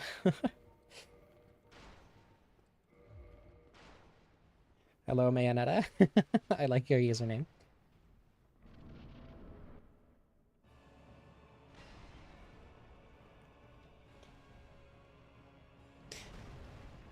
I mean, yeah, I played beta Minecraft too, and I know what you mean, but the Elder Guardian jump scare was the one that got me the most, for sure. Cave sounds in beta Minecraft as well.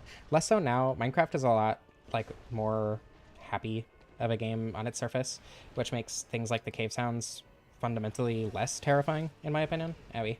Wombo combo. Can you... Oh my god. Of course. Yeah, I don't know. It's harder for Minecraft to scare me nowadays because of how cheery it is on the surface, as opposed to how, um, you know, how it was back in the beta days. So, like, cave sounds themselves and stuff like that aren't as scary, but I've definitely still been scared by cave sounds in more recent updates. Permanently stuck on the aquatic update. Not a bad update.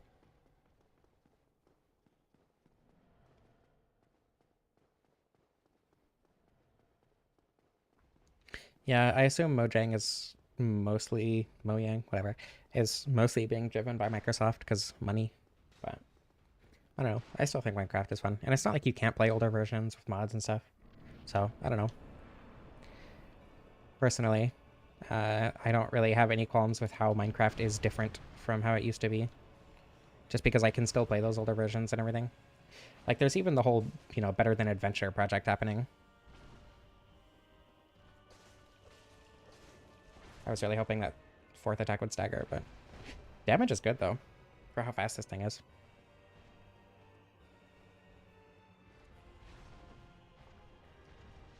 Especially coming off of how much slower the Lucerne was. And the Lucerne is not a slow weapon. The running attack damage is good, wow. Okay, well, if you can land it.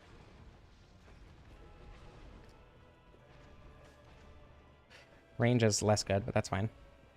This is like the opposite of the Lucerne. Much faster, but much, much lower range. Also, completely different damage type and everything. Oh, I thought he was going to follow up. I don't know why he didn't, but I am not complaining. Interesting hitbox. We love Ornstein's hitboxes here. Oh, everything's fine. Cool. Perfect. Honestly, a lot of the newer models I don't super love. I think the bats are cute, but I don't think they look good in the context of Minecraft. Same with like the cows too. Like they look good, just not. They don't look like Minecraft to me.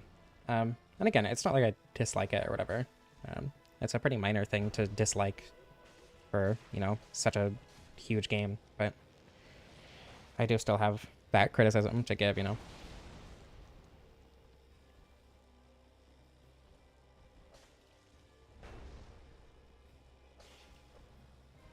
oh. Okay, everything's fine. The Enricool? Can I have a definition for that, please? Yeah, playing Minecraft with people. I think my favorite thing to do in Minecraft, in like servers and stuff, is to just have one area where everyone builds like a little structure. And like, so all the different structures will be built in completely different styles. But because it's all Minecraft, it ends up working cohesively in an interesting way. I actually want more endurance. Oh, opposite of Lucerne. Okay. I don't know why I didn't pick that up.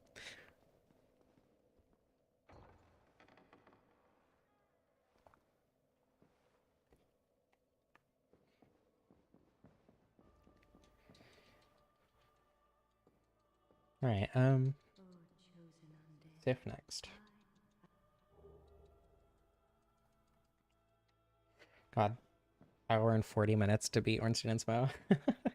Not my best day, but suppose it's also not my worst, so whatever.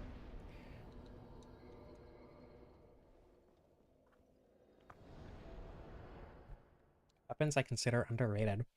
For Dark Souls 1, I would definitely consider the Gargoyle Halberd underrated. Just because it's so, so good. And I don't see anybody ever talking about it. In Dark Souls 2, not really. Dark Souls 3, also not really, I don't think. Yeah, Gargoyle Halberd is really, really good. I don't know, Lucerne was really fun too.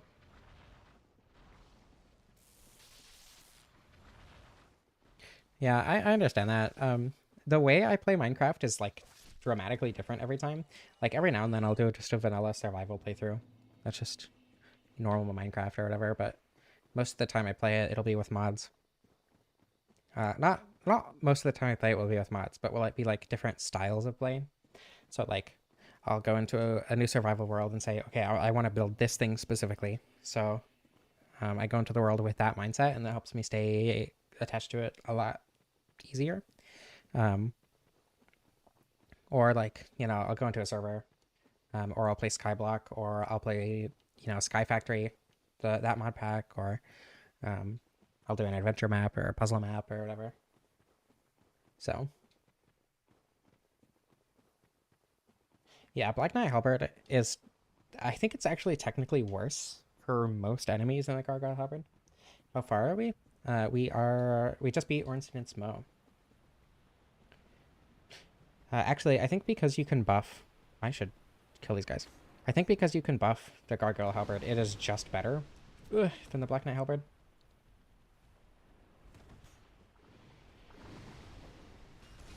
There we go. God, it's gonna take.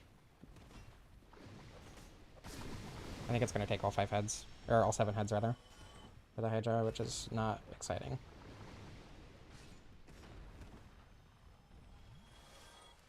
Krista, thank you for being a member for 4 months. That's a lot of months to be giving me money. You give me a lot of money. Thank you. I'm not complaining, but it does feel weird. Not super late. It's also been kind of a slow run just because my routing hasn't been super good. So, yeah, environmental storytelling is fun. I'm terrible at it, but it is fun to do. Okay, I'm going to use jump attack. I think that's still going to take 7 heads.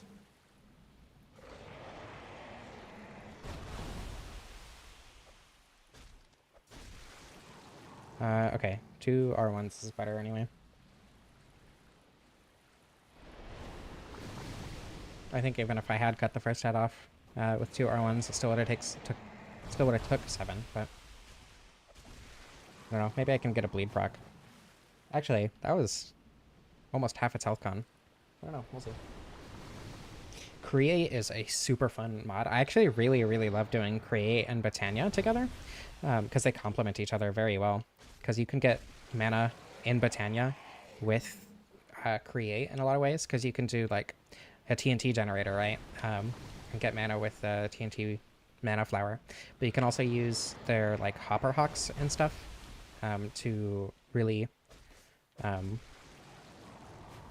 like make Create stuff more compact. So I think those 2 mods complement each other really, really well. Botania is one of my favorite mods. I'm just going to use a Black Fire Bomb. Yippee.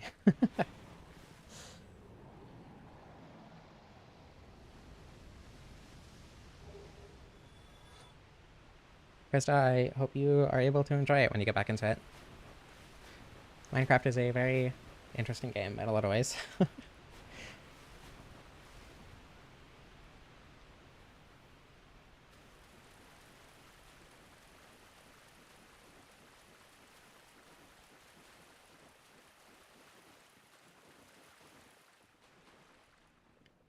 Oh, excuse me. Okay, I'm actually gonna use the restroom real quick. I will be right back.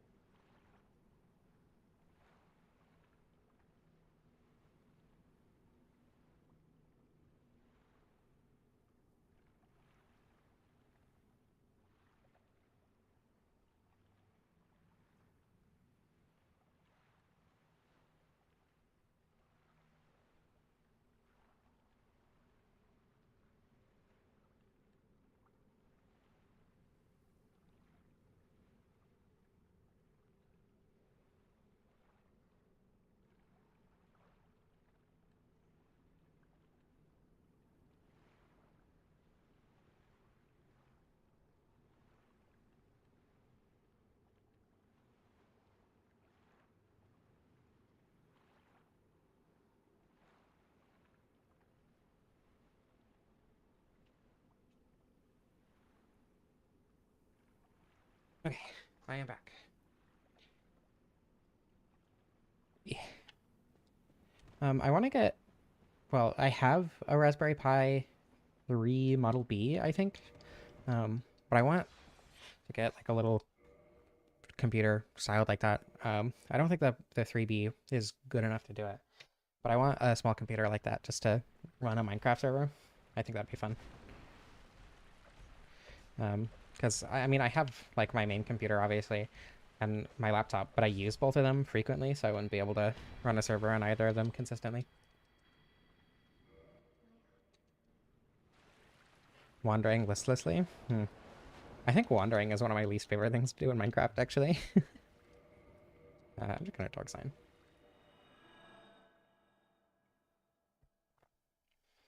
I mean, you can use a...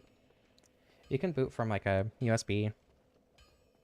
Because the 3B has 2.0, right? Or 3.0?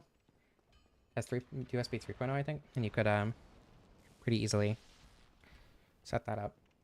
A Steam Deck? That's a good question. I didn't even think about that. I mean, you could definitely run a server on it. How good the server would be, I'm not exactly sure. But technically that would work.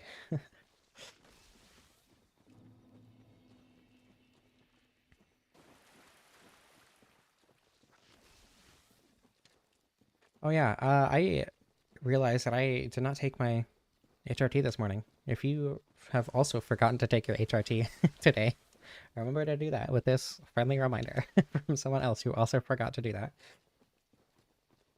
Pretty good small server. Good to know. I might, I don't know. I use my Steam Deck on road trips and whatever though, too, is the thing. So I don't know if that would work for my use case personally. But let me rest. Cool.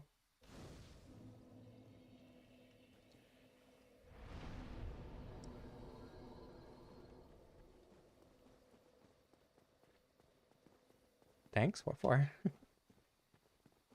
Oh, right, the HRT. I forgot I said that. Yeah, I have ADHD, so I forget my morning dose all the time. Oh, right, I forgot I'm part of the Forest Hunters.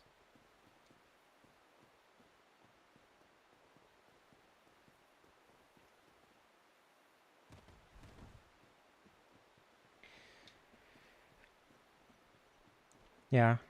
I don't really have the space to have an actual server kind of thing going, or, anything like that. Um, and like paying for it monthly is also not really an option for me. So, but I think doing some sort of a Minecraft server once I'm more able to for like viewers kind of thing would be fun. I don't know, maybe one day when I get to 20,000 subscribers and have actual cash flow. Wring your shoulder muscles out like a wet towel. Personally, no, but I get it.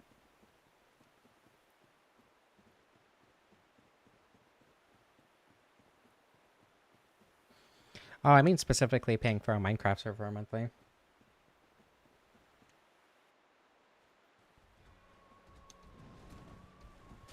I think Seath is somewhat vulnerable to bleed. I don't know how vulnerable somewhat vulnerable is, but the range on this is not doing me any favors.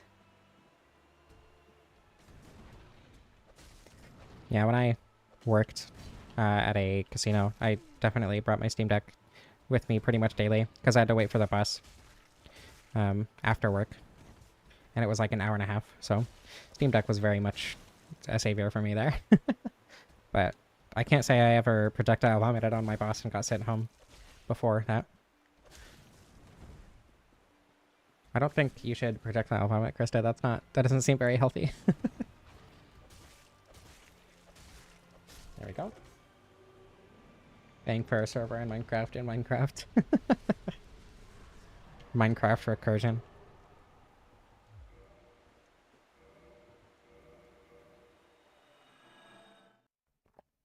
Oh, HRT, I see.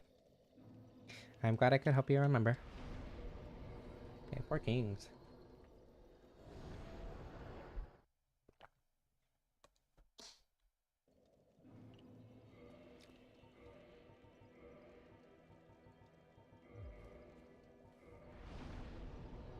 I'm gonna get 20 endurance and then put everything else into health. I don't know. I used to like really like the idea of having a website or whatever, but the utility of it doesn't really exist for me. It never really did. I just liked the idea of having a website. But you know, obviously that's not attainable or useful.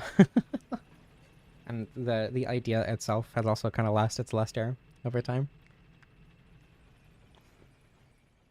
I don't know why.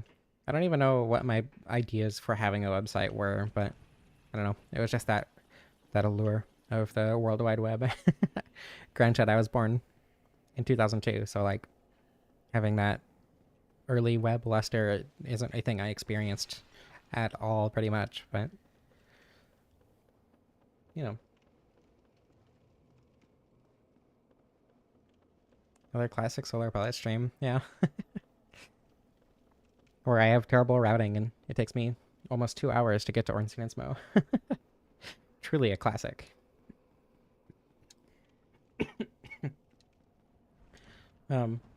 I recently dropped and broke my gallon water bottle. So I have a 40-ounce water bottle now, which is just over a liter. And it's weird. The one thing I was worried about was not having enough water during streams and having to go refill it or whatever, but I'm not even halfway through it right now, which is bad. I should be drinking more, but so far that's not an issue, at least. A glass water bottle? That seems excessively dangerous. I just got like a $10 plastic one from Fedmeyer.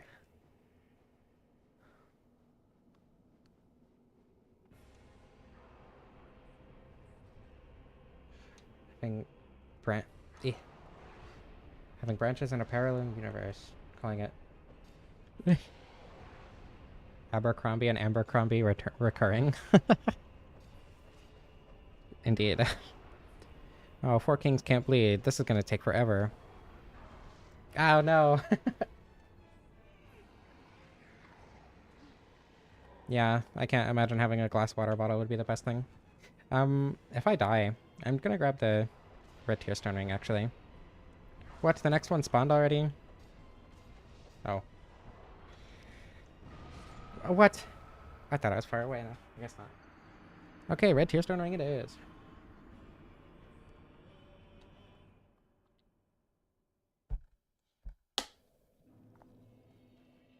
Have a good night, Krista. Thank you for joining while you could. Hope you sleep well. I don't think I've ever seen a glass water bottle. Other ones I've seen have just been plastic and metal.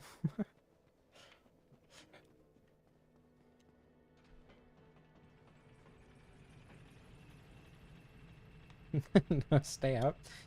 But she needs to sleep. How is she going to be rested if she stays up? Got it for free? Yeah, that's fair. I'm not saying you're morally wrong for using it. I just think it seems unusual, at least. Though, I'm saying that, so I guess that doesn't mean very much. Something something unusual is my middle name or whatever.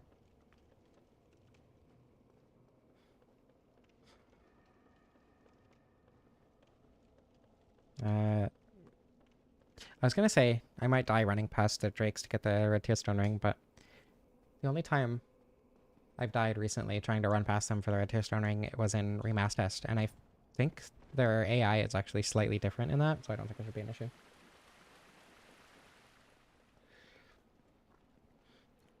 I have Jesus, I have a delayed sleep phase. I swear I can talk. It's my whole job. I have a delayed sleep phase, so I can't sleep early if I try. Like I can keep it up for a couple days, you know, going to sleep at like 10 at the earliest.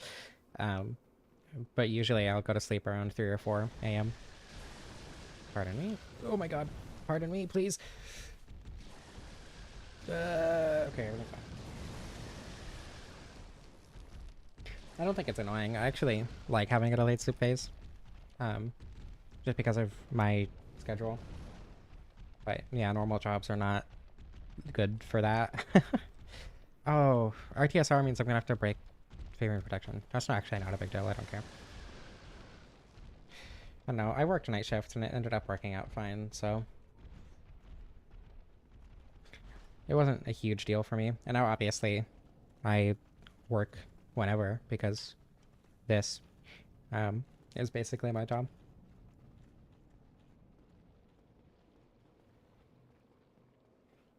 I don't make a ton of money from anything I do, really, but I'm very, very lucky to have people in my life who are willing to support me to be able to do stuff like this. Um, yeah. So I got extremely, extremely lucky, and I'm very happy to recognize that, especially because of the people who got me there. It's really nice to be able to focus on, the thing I wanted to do my entire life, making YouTube videos and stuff like that.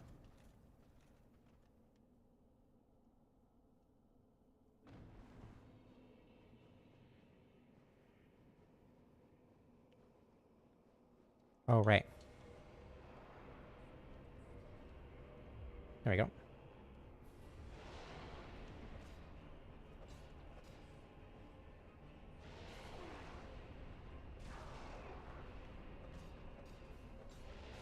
Let's see what the damage will be like once I actually get into RTSR. I feel like they're doing less damage than normal. Uh oh, that's gonna kill me. Damn it. Got unlucky. That's fine.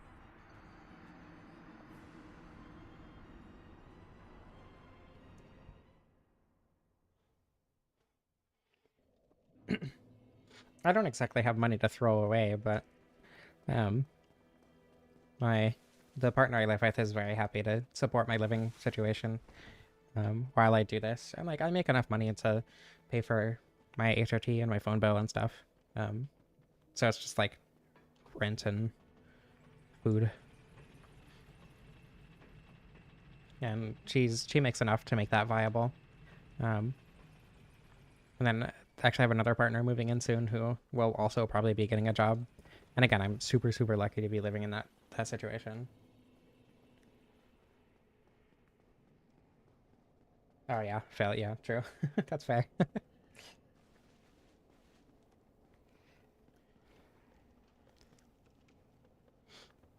I don't know. I feel like a lot of things in my life have ended up with me way luckier than I should have been. Um, like the job that I got at the casino that I worked at for a while. Um, I mostly got it because, well, I didn't mostly get it, but I mostly considered working there in the first place because my grandpa, actually, my grandma's boyfriend at the time worked there. Um, and he suggested it to me and was my reference and everything. So I got the job really easy. And I mean, like, I had also been doing cleaning stuff with my mom, so getting a janitor job, I had experience for that and everything, so it worked out really well. Um, and then my grandma happened to live, near enough to the casino, and she let me live with her for a while I got everything sorted out. And then by the time I wanted to move out of my grandma's place, obviously, her neighbor across the street had kids who were trying to find a roommate to be able to afford an apartment in the area that we were in. So I ended up moving in with them, which was super, super lucky that I was able to do that. And then now I live with an amazing partner who is happy to support me. So overall, I think I've had a pretty lucky life. That's not good. I'm dead. Damn it.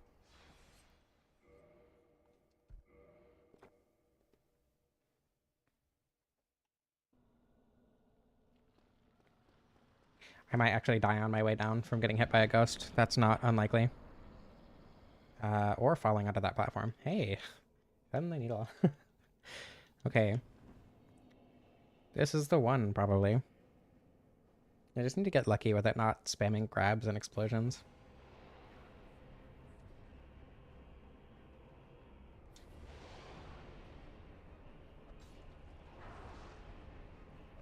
Or using them at all, apparently, because I suck at dodging. Yeah, this is plenty of damage with RTSR. It's probably very possible without.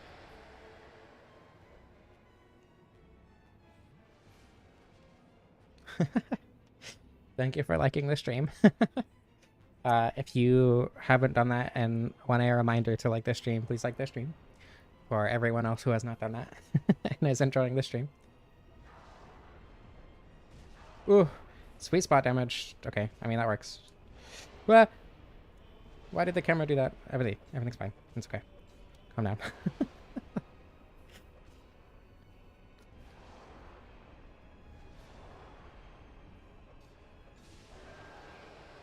Okay, 3 kings is very possible. I wonder if 2 kings would have been possible.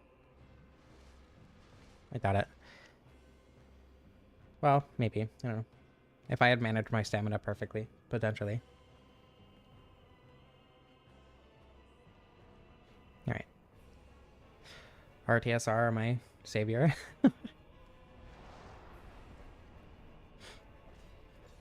I feel like Red Tear Stone Ring is the only reason I even finished the Astora Straight Sword run, too, to be honest.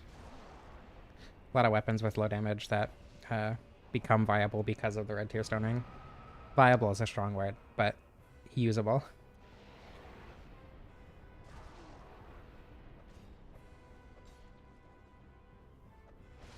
What? Why did I get sweet spot damage? Why did that kill me? Dang it. That's so dumb.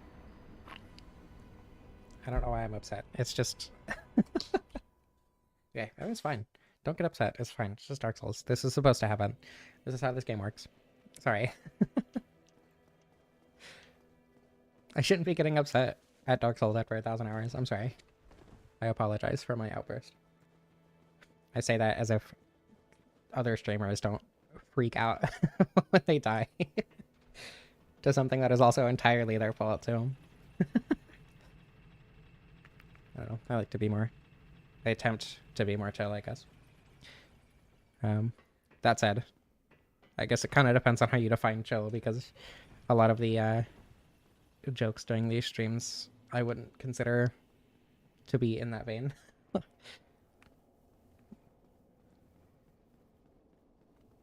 Like Pasaka's, for instance. It's chill in a different way, I suppose. Or, well, not chill in a different... You know what I mean. Words are hard. Ignoring the fact that it's my job. Alright. This is... I'm probably going to beat them this time, hopefully. I was expecting... Owie. This weapon to be... I was expecting it to be better and worse in different ways. I'm not shocked by the performance so far, I guess is the thing. But I expected it to be a little bit faster and a little bit less damage. But I'm okay with how it has turned out.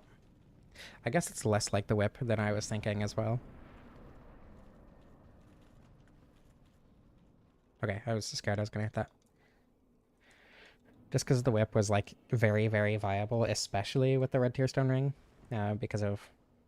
I assume it had decent motion value as well and everything, so... I don't know.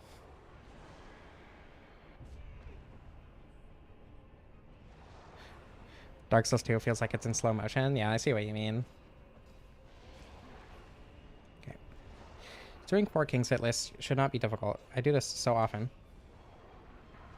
Yeah, Dark Souls 2 is a lot slower paced than Elden Ring, but it's also... I think it gets its difficulty from different things as well, because like it relies a lot more on your build specifically, rather than, you know, mechanical skill like Dark Souls 3 and Elden Ring. Uh-oh, that's not good. I didn't know it spawned already. It's 4 Kings. What am I doing? I might have to skip the DLC this stream.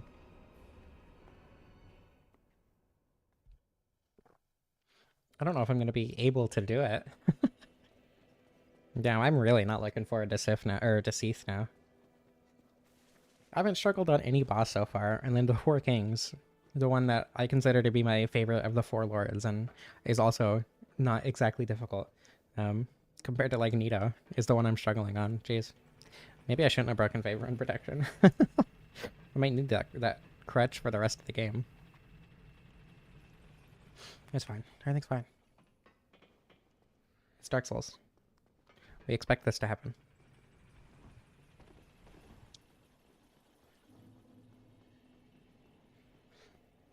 Yeah, I don't know. Dark Souls 2 focuses sorry, a lot more on like positioning as well. Like, I think Pursuer is a really good example of that, where you can dodge 99% of its attacks by just walking backwards or moving around it in a specific way.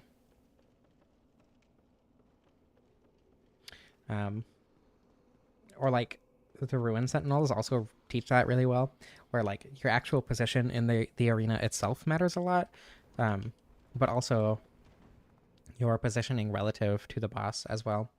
Um, a lot of their attacks can be dodged just, excuse me, with good positioning, and I think um, learning where that positioning is really fun, and a lot of what Dark Souls 2 focuses on as well. Is like again in Dark Souls 3 and Elden Ring, most of it comes down to dodge timing as opposed to the um, like positioning and build and stuff.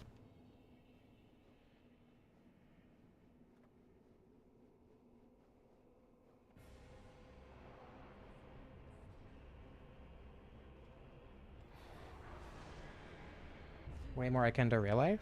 What do you mean not executed? Great. What do you think didn't work well with it? Out of curiosity.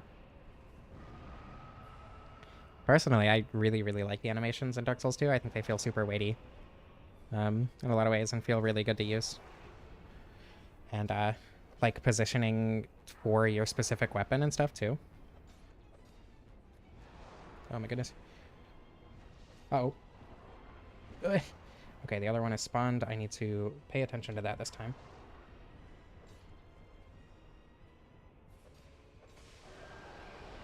Okay. Cool. Everything's fine. We're good. Everything's fine. Perfect.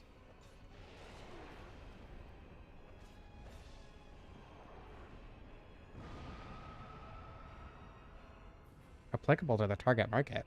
I mean, not to the target market for Dark Souls 3 and Elden Ring, sure. But, like, I would say Dark Souls 2 is pretty damn similar to Dark Souls 1 in terms of what it was going for and how it executed on its difficulty, as opposed to Dark Souls 3 and Elden Ring, which are very different in a lot of ways.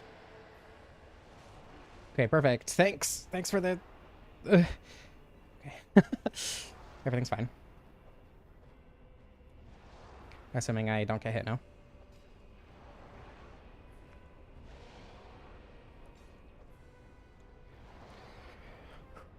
Everything's fine. It's fine.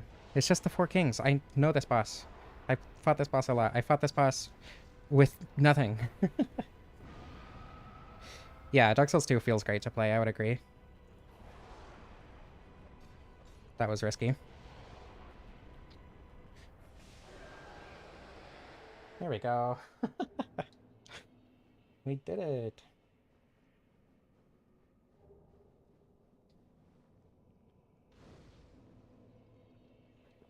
I know a lot of people feel like Dark Souls 2 feels kind of floaty. And to a degree, I don't... Like, I see what they mean, but largely I think Dark Souls 2 feels really good to play in a lot of different ways that, especially Dark Souls 3, doesn't hit on very well. Especially with, like, the breadth of options you have, you know? Like, if you're not enjoying one way to play, you can just play a different way and have more fun, you know? While you can't really do that very well in Dark Souls 3 and Elden Ring. Um, yeah, Sith. Seath. Seath next, not Sith. Yeah, okay. I'm just gonna blame my... Did I just warp back to the...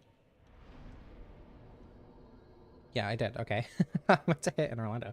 Um, what was I saying? Yeah, I'm gonna blame my poor play ability and mixing up Sif and Seath with the fact that I am probably way more tired than I feel like I am, just because of how much work I've been doing. Yeah, again, I think it comes down to just playing it a way you enjoy. Like if you're not enjoying Dark Souls 2, you're playing it wrong because you're playing it in a way that you're not going to enjoy as much, right? Um, so I feel like Dark Souls 2 is a game where you kind of need to experiment with playstyles until you find something that works for you. Um, oh, Hornet Ring, sure. Yeah, that's fine.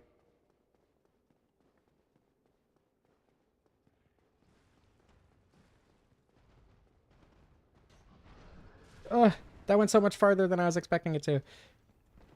Okay, everything's fine. I know what I'm doing.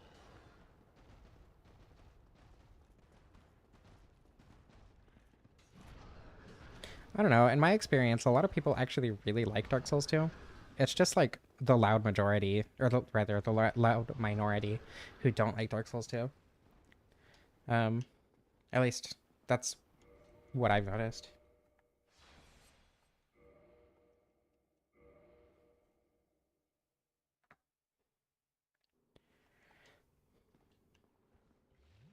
And like a lot of the people who haven't played Dark Souls 2 because of what they've been told by the loud minority, um, I feel like because so many people haven't played Dark Souls 2 because of what they've been told by, those people, it's just like really skews how the majority think about the game as well.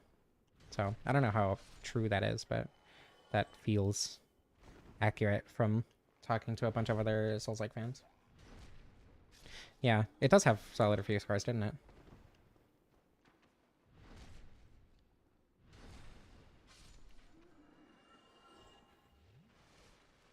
Do you remember? What was his name?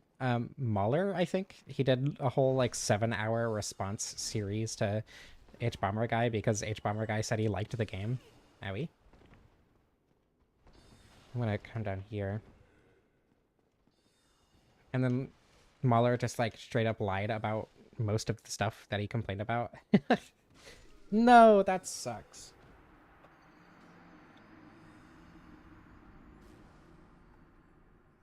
I really don't want to have to deal with the boars, but I don't have to run all the way back every time I die.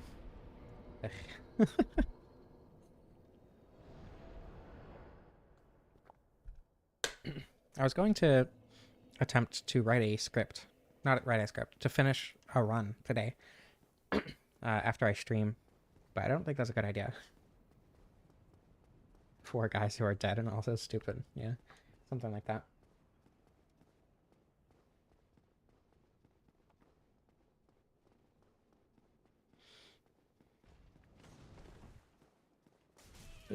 Owie.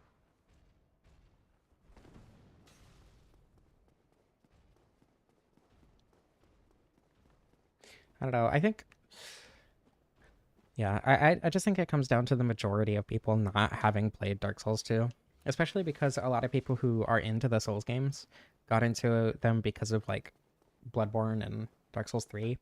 Um, I think, did Bloodborne come out after Dark Souls 2? I don't remember. Either way, they did when they came out, like Dark Souls 2, um, had already been maligned when a lot of the people who got into Bloodborne wanted to play the other games. Is kind of what I mean. Also, vanilla does suck. um, not I enjoyed vanilla, but Scholar is just so much better. Um, so like I will say the people who played vanilla and didn't enjoy it are entirely valid, and I think they should retry with Scholar because Scholar fixes pretty much every issue I had when playing vanilla the first time. Um, I played through it and it was like, oh, that doesn't feel right. It makes sense why it was like this in Scholar, as opposed to how it is in vanilla right now, as I'm playing it, kind of thing. So like, yeah, I don't know. A lot of people say that Scholar is worse, and I've never understood why. So vanilla is just like better in every way. I don't think there's a single aspect that I prefer in vanilla over Scholar. And like vanilla is good. Scholar is just better.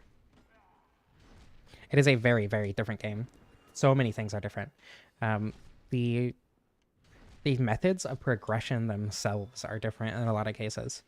Um, like enemy layouts are completely different and just way better in Scholar. Ah, wait, that was greed. I don't know. Scholar is just better. God, Vanilla Dragon Shrine, ugh, or whatever it's called. Terrible. One of my least favorite things in any Souls game.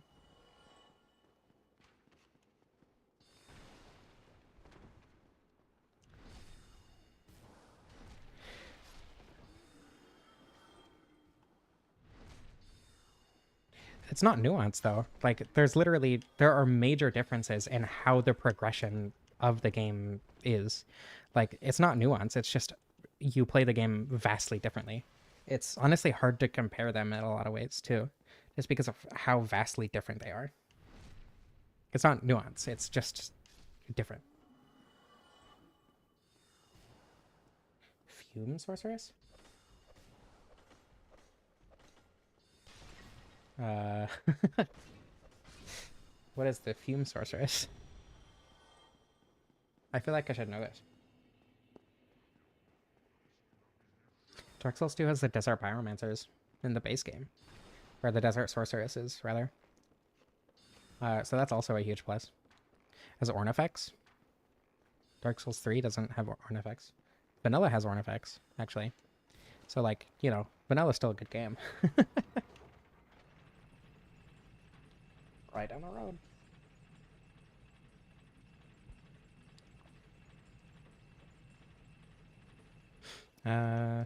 Well. Dark Souls 2 is good. I agree. It's very, very good.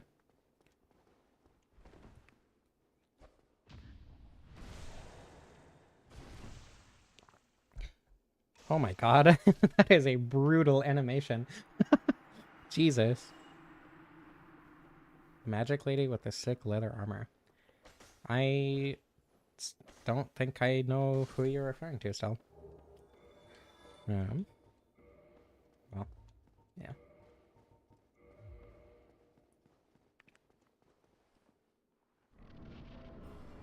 Old Iron King DLC. That's why I don't know what you're talking about.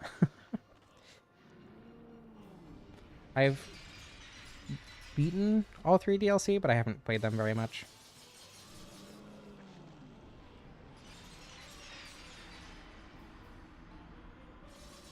How girls stay winning. I was gonna say, but you defeat Nashandra in the end. But I guess if you're playing as a girl, it's true.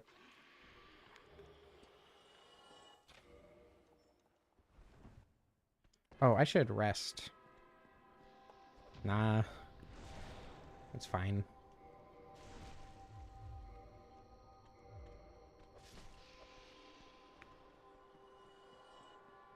I don't need Estus. Not for the Pasakas. Alright, I need to make sure to get a backstab. You can play as a boy? I know, it's shocking. Actually, for the challenge run that is going up this Sunday, the character, I named the character Solid Snake and did my best to make it look like Snake. I don't think I did a very good job in terms of looks, but I thought it was funny just because of the theme of the run. Oh. the moans of pain. It's just a rumor. It's like Luigi in Super Mario 64.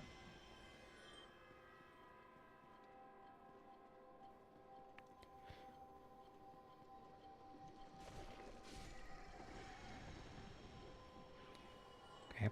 I want to keep a Pasaka alive for very normal reasons. Here we go.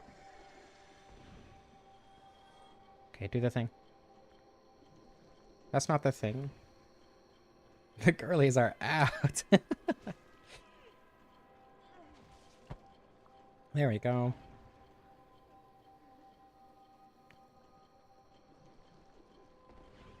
Okay. Perfect. The AC is off. Oh yeah, Krista says hi. I know you're all dead, but, you know. Their least favorite music. Do the Prasakas all go back into the cell once the music is off? I don't actually know, because I usually just kill them on the way down.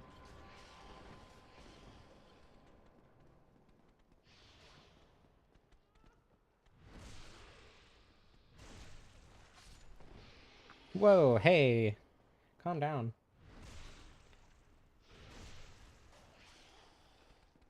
Okay, there we go. Very difficult combat encounter. Told you I didn't need Estus.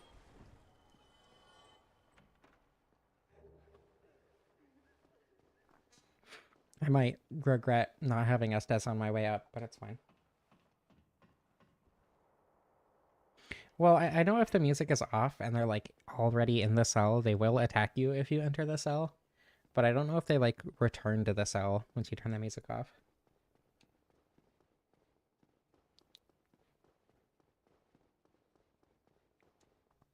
Oh yeah, there's definitely an estrogen mod to turn that Estes into estrogen.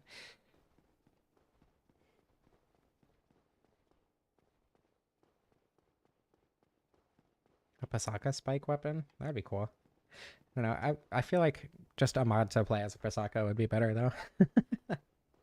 if somebody if somebody can either tell me about a mod that already exists or make a mod where you can play as enemies, um, I will absolutely play through the whole game as a Pasaka.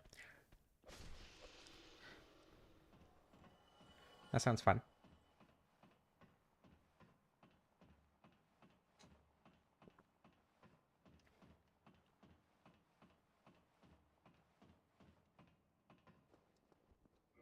I think there is like you can control enemies with debug, but I don't think that really counts, especially because you can't have enemies in areas that they're not like already in kind of thing.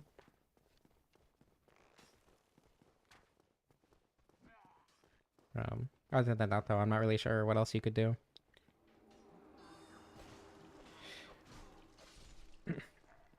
Yeah, but unfortunately, Elden Ring doesn't have Pasakas.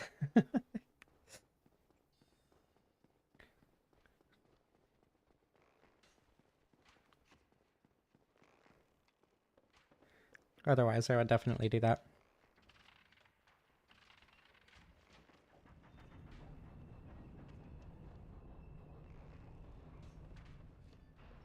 Pardon me. I don't want you shooting me in the back when I run away. Thank you.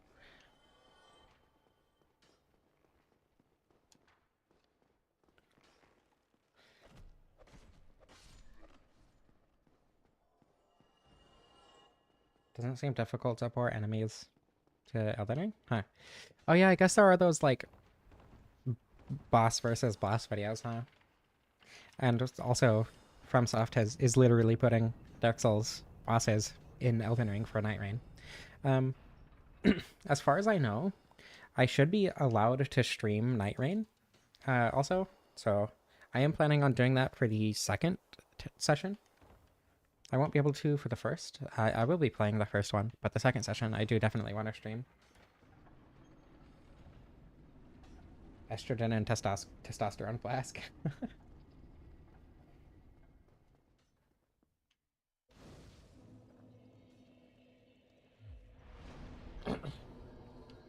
Okay.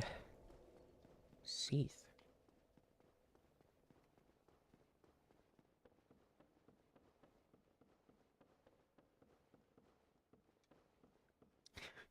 Unfortunately, I have no idea what song you're referencing. Assuming that's even a song. The meter makes it seem like a song.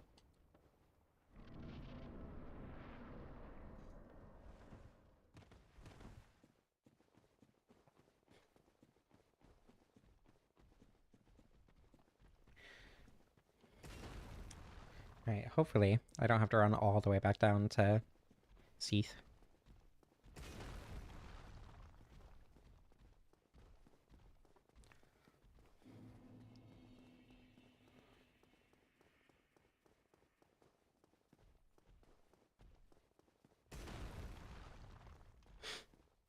Hmm. In that case, I'm kind of debating whether or not to even intentionally use Red Tear Stone Ring, because it's riskier, and I don't trust myself to not die to Seath. I don't know. We'll figure it out. It'll be fine.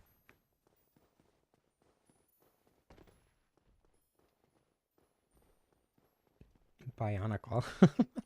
That would explain why I don't know it. I had a couple Bionicle pieces in my grandma's massive Lego bin as a kid. Um, and that is my entire experience with Bionicles. So,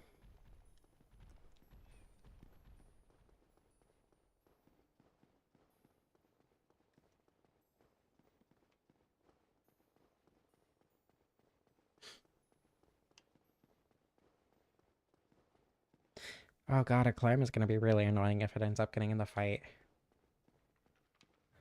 I don't know, it should be fine. Bonkle. Suddenly I'm much more interested in Bionicle. Just because you called it that. I want to say I'm into Bionicle just so I can call it Bonkle.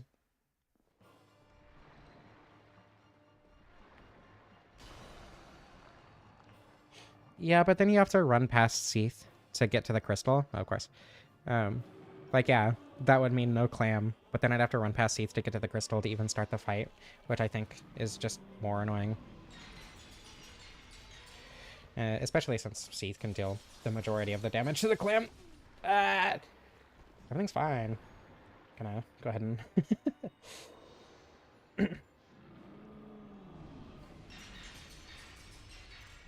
Okay, see, we're good. Don't need to quit out.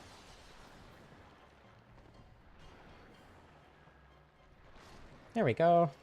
See, we're good. Okay, do a thing, please. That's not the thing that I want you to do at all. Okay. I just need to make sure there's enough distance between him and the wall so I can run away from the crystal explosion thing. Oh my god. I have no idea if Seath can bleed, actually.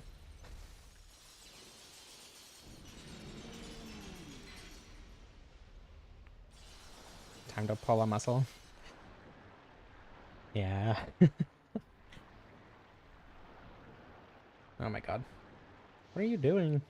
Why is he moving like this? Normally he's a little bit more aggressive. Okay. I assume he can't bleed, and if he can, it's not going to end up being very useful.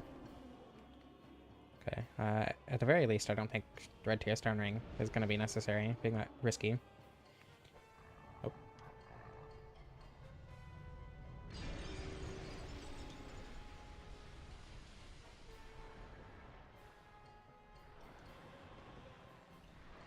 Okay, do a thing. Come on, Seath. You got this. There you go.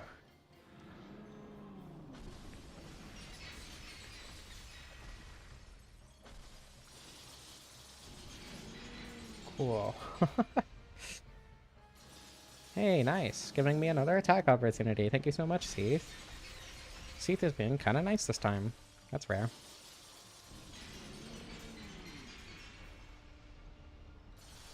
You know, speaking of dragons, completely off topic. I was reminded of this because dragon. I've been playing the Pokemon TCGP, and the only card that I'm missing from Genetic Apex is Charizard EX, and I don't know anyone who has an extra Charizard EX to trade with me, so I decided to open 10 Charizard packs. And of course, I get an immersive Charizard EX, which is not the one that I need. That's just a normal Charizard EX. It's so mean. Welcome back, Trashley. Sorry, I just wanted to vent about that. it's, it's really frustrating when I need one card to finish the entire thing, but... Ugh.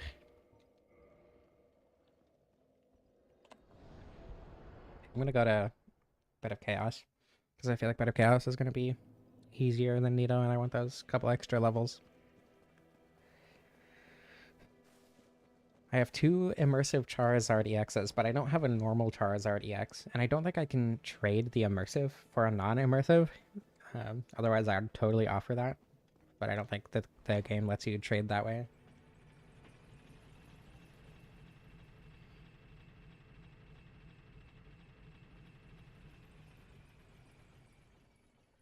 Anyway. Dark Souls.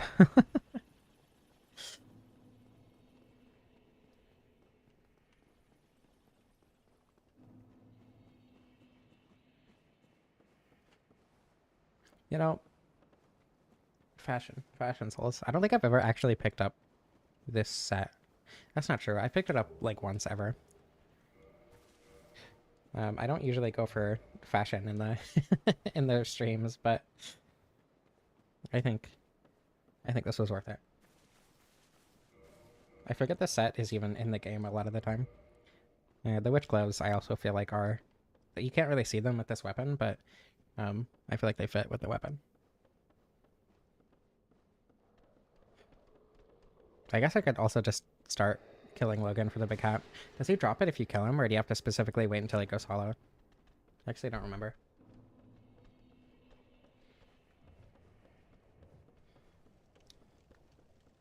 The colors of the witch hat, because of the lighting, actually go really well with this.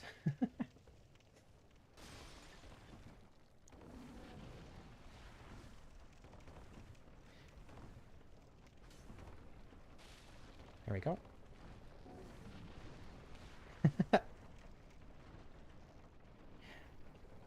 Yeah, I only know this set is in the game. Like, I mean, because I've played it a ton. But even outside of that, it's a really popular set. Like, a lot of people really like it. So I learned about it pretty quickly early on into my Souls journey. But I don't know. I don't think I'm big on the skirt, if I'm being honest. Might swap that out for the pants. That fashion is not doing it for me. Oh, maybe it's the cloak that I don't like then.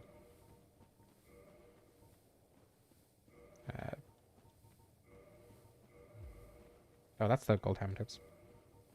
Wrong skirt. There we go. You can kill him whenever. I might start doing that for streams because it's funny. I like the big hat. My favorite armor to wear for fashion is the brass leggings and gauntlets, and then the gold hemmed chest piece and hood. I think it looks really, really cool together, but I don't obviously have that on this character.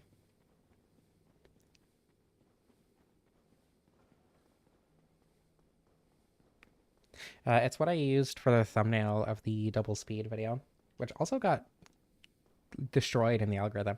For some reason, most of my videos, actually all of my videos recently, haven't been doing very well on the algorithm for whatever reason. Just like, I don't know, low views. It's not a big deal, but it is disappointing. The whole set if you kill him pre-insanity? Seriously? I had no idea. I genuinely had no idea you could get most of Logan's set. I knew you could get the big hat, obviously, but that was it.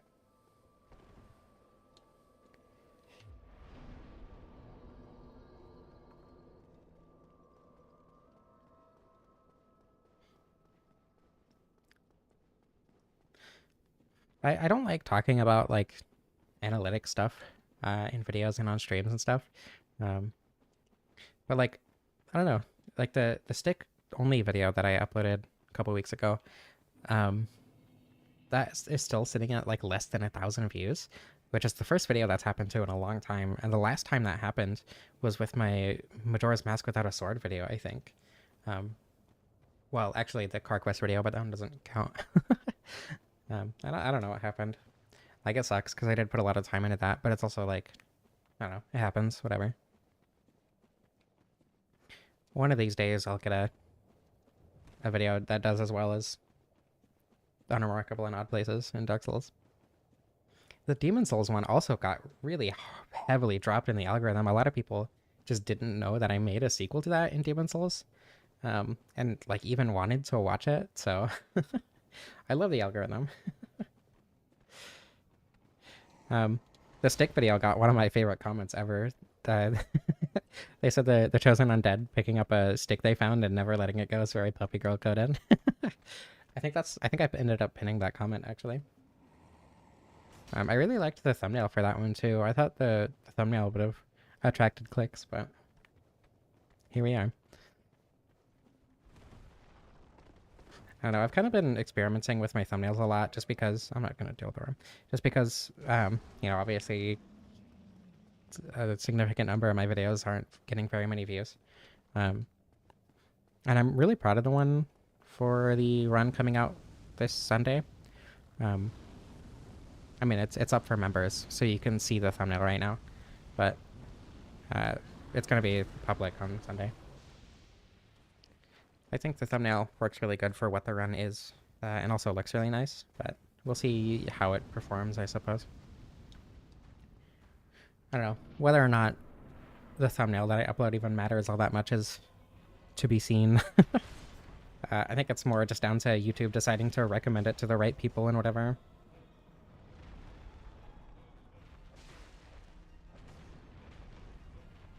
And like, again, it happens, that's whatever, but it is still very disappointing sometimes.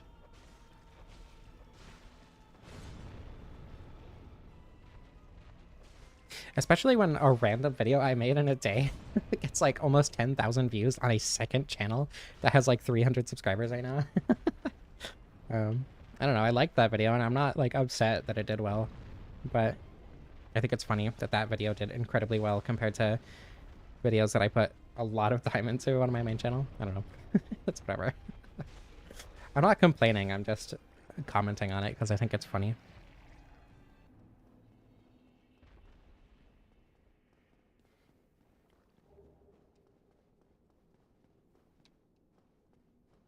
Alright, Centipede Demon shouldn't be too difficult, I hope. Then we'll see what happens with Nito.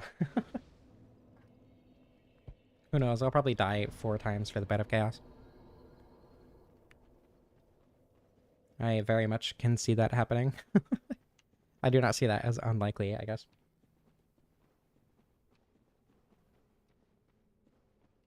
Four times would be pretty mild, admittedly. I don't know. What's the most I've died to a boss on stream? I imagine it was probably the Dragon Bone Fist stream, right? I died quite a bit to Ornstein and Smough in that run, I think. Among other bosses.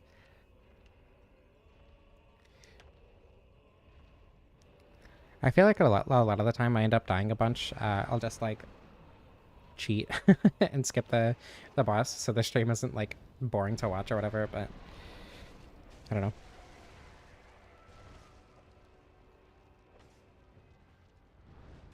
Ow. There we go. Oh wait, gotta wait for that thing. Alright, okay.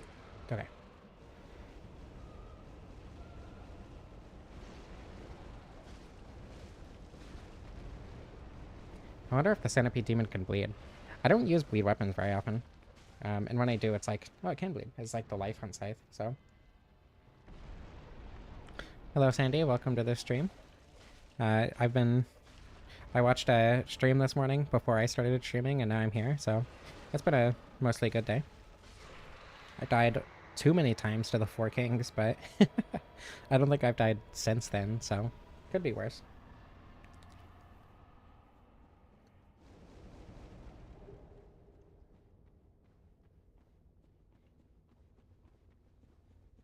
Alright, if I do die too many times to the Bed of Chaos, I'll just open DSR Gadget and save my position before the fog so I don't have to run back every single time, because I feel like that can get really annoying. For me and you. I don't know, I try to make the viewing experience as good as I can, at least.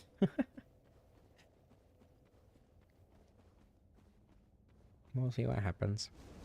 I could also just be having unfounded fears and beat the Bed of Chaos first try.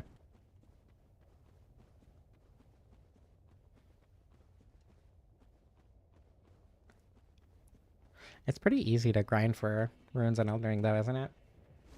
I don't know. I didn't have many instances where grinding was useful, anyway. Except for, like, early on when you only get stats for a specific weapon or whatever, I guess. Yeah, being summoned. I don't know, I don't usually engage with the multiplayer elements beyond randomly getting invaded sometimes when I'm playing with friends.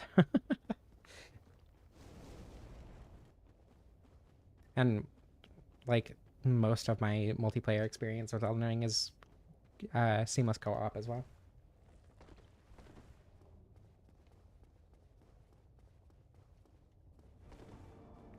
Oh yeah, when you want to upgrade something, true.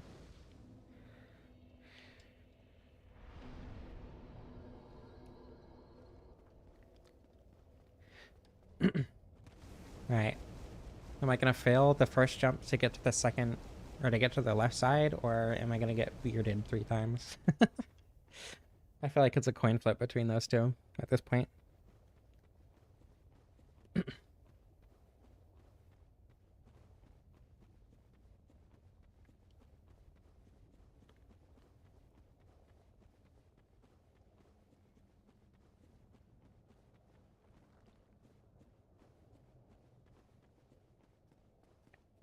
At least the run back is easy, if not short. I don't know. I feel like a lot of people complain about boss run backs. Going back to like Dark Souls 2, a lot of people complain about the run backs to bosses in that game, and I don't think there was a single one that I had issues with, except for a couple of DLC ones, like Fruited Outskirts, obviously, and Sorolan, and that's like kind of it. Blue Smelter wasn't that bad. Gank Squad wasn't that bad. At least not memorable.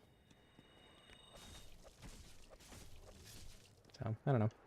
And usually I find the boss run backs fun too. Like, especially Demon Souls boss run backs, how they're integrated as like part of the boss in a way. Or where the boss is just part of the rest of the level rather than being its own thing, if that makes sense. As opposed to like Elden Ring, where each boss is very distinctly separate from the level itself because of the stakes of Marika and stuff. Or how close the Graces, I think they're called? I don't remember, it's been a while. Oh, excuse me. I think I am dehydrated. Anyway, how close they are to the boss arenas and stuff. Where they very much made an effort to not make the bosses part of the levels themselves.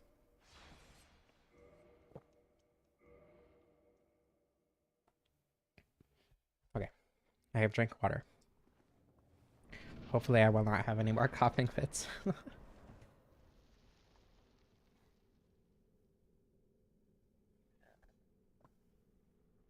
Yeah, I think I am going to have to skip out on the DLC for today's stream, unfortunately. As much as I do want to fight Menace, I don't think I have it in me. But it's okay, I'll still die a bunch to Nito, so you can still get that fix.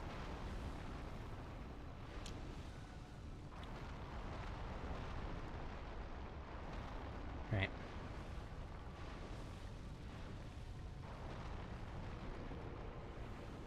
Oy. Owie. It's okay though. Come on, go! Hey! I made it to the thingy first try. I don't even know what to call these. I usually call them nodes, but I don't think that's very accurate. The chains? I don't know. The wooden things that you have to break.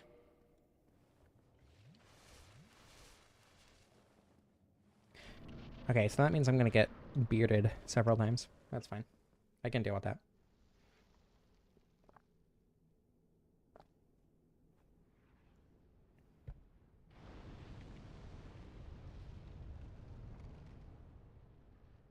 Rods are catalysts? Can you do something, please? Hello? There we go. Yeah, I don't know. I don't think there's really a consensus that I've heard for what they are, so... Excuse me. There we go. Wow. Okay. That means, yep, Firestorm! Ugh. I'm surprised I didn't get hit by that, actually. Usually I do. Well, that was a surprisingly smooth bed of chaos, especially after what happened with the Four Kings. Cool. I am not complaining.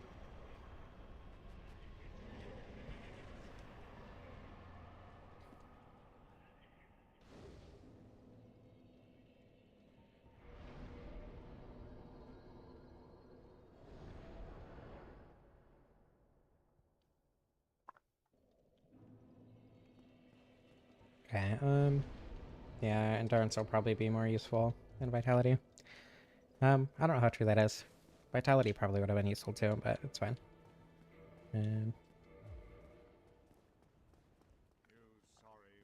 I feel like backstabbing the skeletons during the Nito fight more often would be useful, because I don't usually do that, but most of the time in situations with a lot of enemies, I will attempt to backstab them to give me those iframes to make it easier, and I just don't do that with the skeletons with Nito. Maybe I should. I don't know. I don't usually backstab skeletons anyway, and I'm not really sure why. Maybe it's just because the skeletons are faster than most other enemies, so I don't really consider it viable, but I don't know. I don't think I've ever really tried it.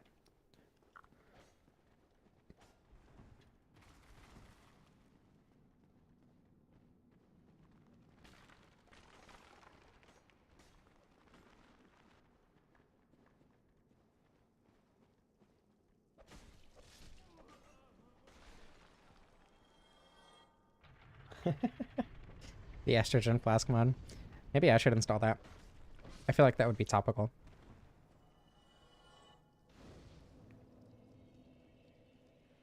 Get it going for next stream. Oh, I forgot to mention, I'm actually not going to be able to stream next week. But the week after, I will be just streaming like normal. And then, actually, I guess that's not entirely true. I won't be streaming next Wednesday, but next Friday, I'll be streaming the Night Rain network test, assuming I don't learn that I'm not allowed to or whatever. As far as I can tell, it should be allowed, so I do plan on doing that, at least.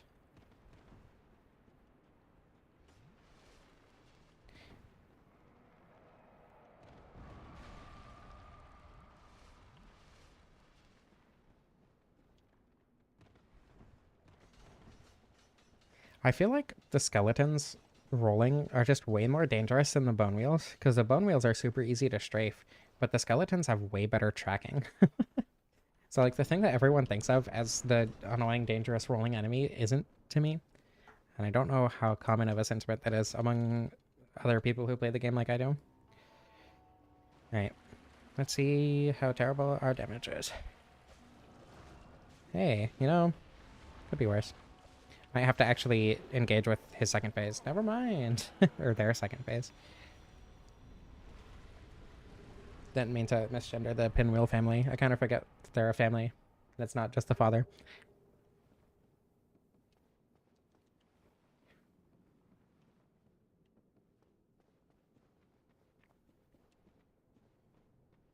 Okay. Hopefully, Nito doesn't take me, you know, half an hour. We'll see. If it does end up taking me too long, I might honestly end up just warping to Gwyn. Because again, I don't know how much more of this I have in me, but I'll do my best to beat it legit. Hopefully I can do it first try.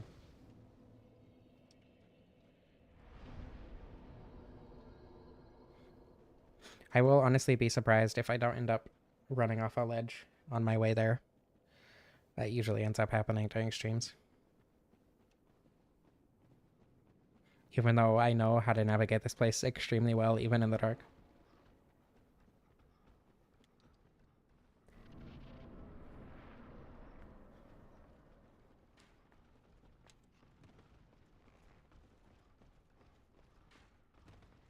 Oh, that was scary.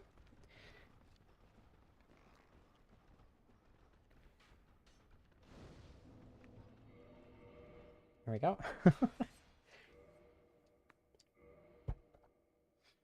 I don't think it's worth it to like kindle the bonfire, but I do have the humanity for it. No, it'll be fine. Probably. If I really needed it, I can just use humanity later. I probably won't though, probably. Most likely.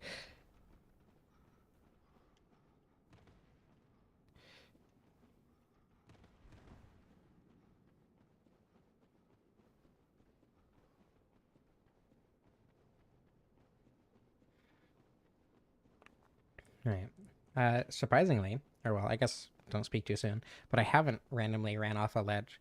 Usually it's one of the ledges back there that I end up falling off of, but so far so good. Usually I fall off of ledges because I'm reading chat, but I guess that's not really an issue right now. Excuse me. Okay, all the actually dangerous ledges are past, so... Would this count as too soon if I said I didn't run off a ledge?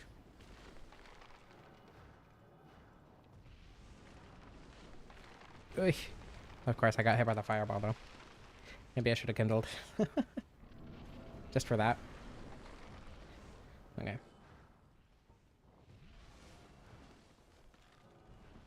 Oop. Don't scream? Cool, thank you, Nito. Okay, now you can scream.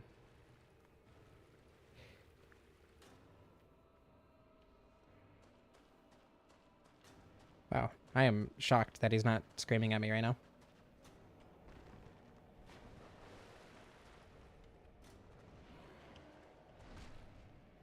Yeah, okay. That does take a long time, and with how the skeletons are...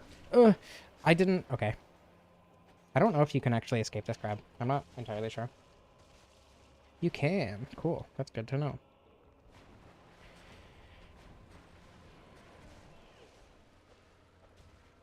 Oh my god.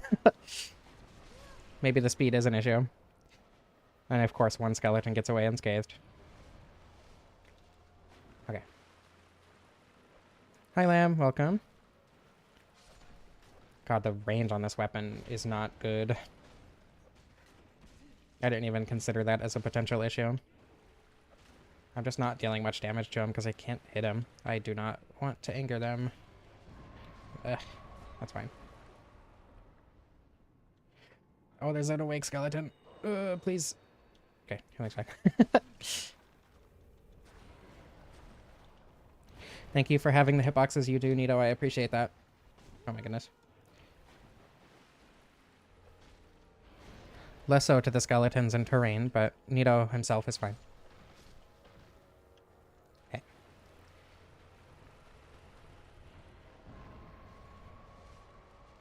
Cool. Everything's fine.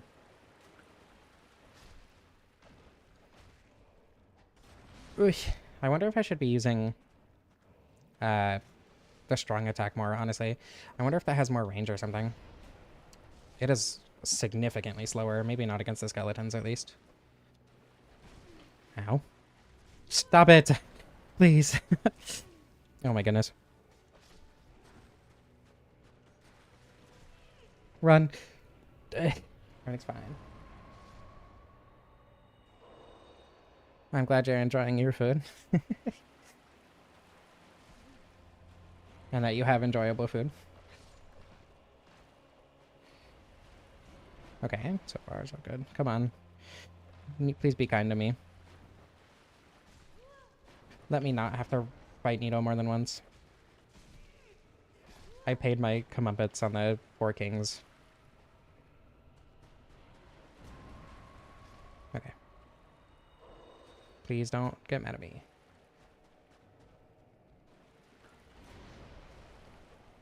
Wow. The range can't even reach through the cloak. That's really frustrating. Okay, this is fine. Cool. Thank you. A good opportunity to get a couple strong attacks.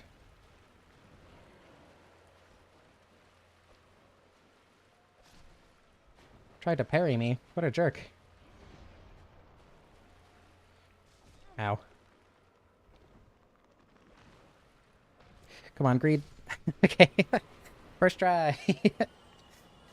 Gwyn time, because there's no way I'm going to be able to successfully do the DLC. I told you kindling wasn't necessary. I'm kind of good at this game sometimes.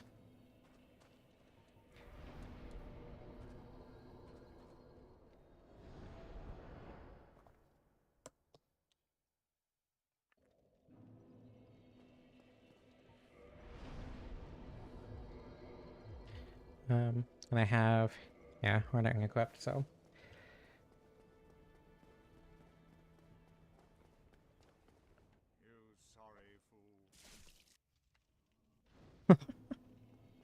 I love how their bodies scrunch up when you attack them. That's so funny.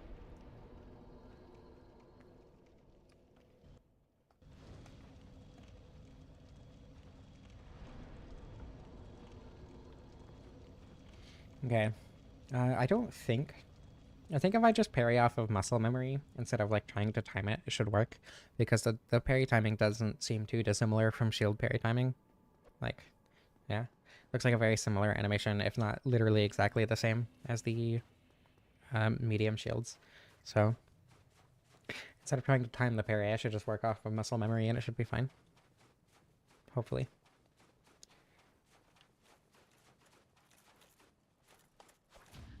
Yeah, that seems fine. Not as much damage as I would have hoped, but it's not terrible. The witch hat. The wizard hat is the giant one. Oh well, I guess it's a sorcerer hat. Owie. This is the hat from Beatrice's set. You get in the Valley of the Drakes. I believe after fighting the Four Kings it shows up. Not entirely positive on that, though.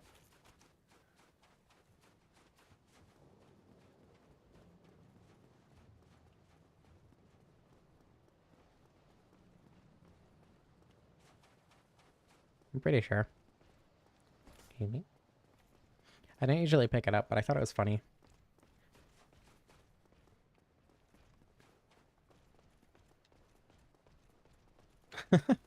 I mean, I did too in my first playthrough.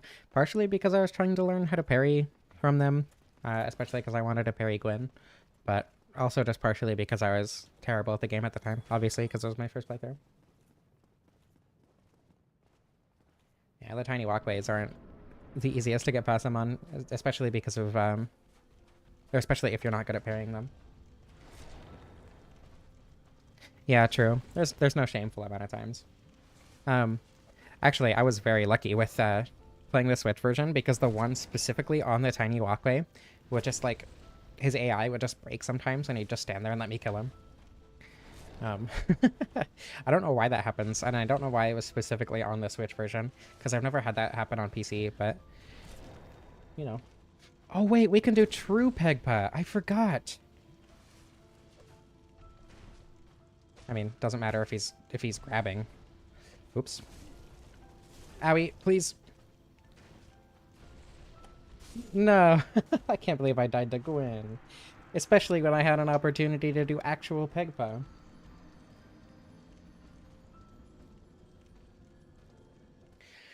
Yeah, locking on. I don't know. I feel like Dark Souls 1 does a really good job of teaching you when you should and shouldn't lock on. Like, the gargoyles, you know, the very first encounter with multiple enemies is specifically in a small arena that you can fall off of the edge of because it's specifically trying to teach you to not lock on in group encounters and not lock on in encounters in small arenas, for instance. Um, I think the way the game kind of communicates that is done really well, even if it doesn't get picked up on by a lot of people just because of the lessons you would learn from other games generally.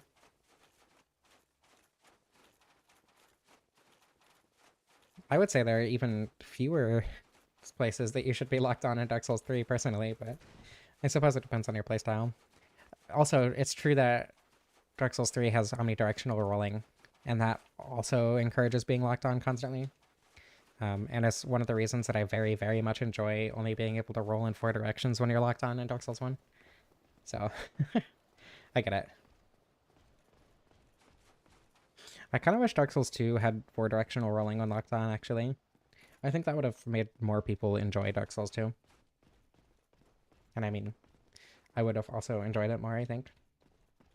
As much as I do definitely enjoy Dark Souls 2, as is.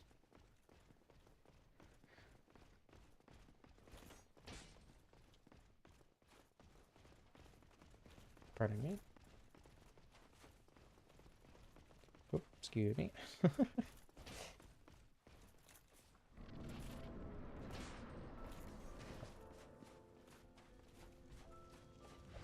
What? I can't believe I messed up that parry. No, we're starting over. Absolutely not.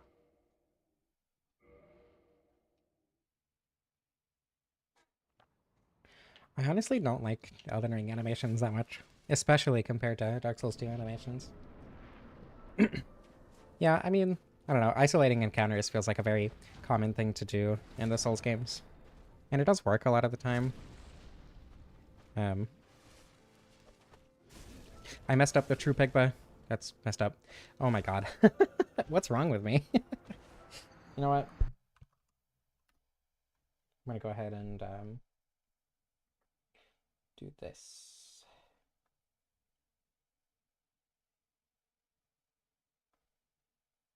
I think this should put me in the right place. It put me in the arena. Never mind. Okay, that's unfortunate. Actually, that's. I guess I can do this. I just don't want to activate the fight before entering the. Wait, what? Okay, the camera just turned itself around. That was confusing.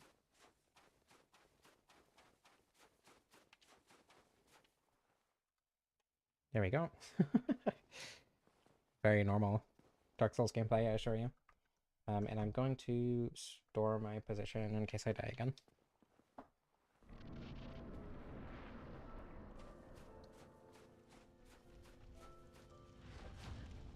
There we go.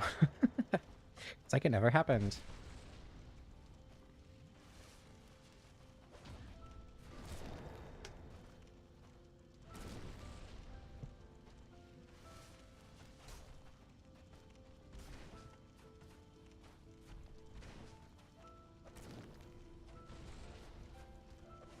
Okay.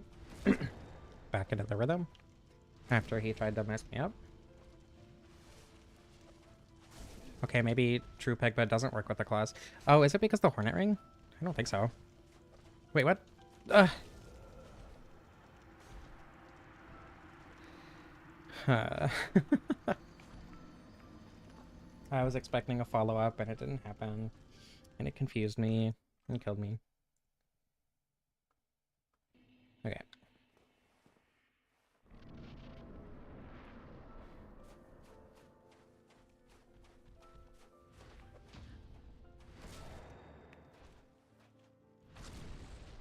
It's just Gwyn. This is easy. It's an easy fight. See? Super easy.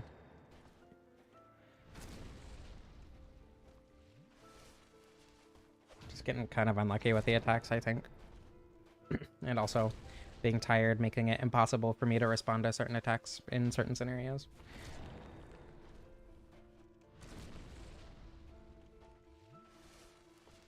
Hey!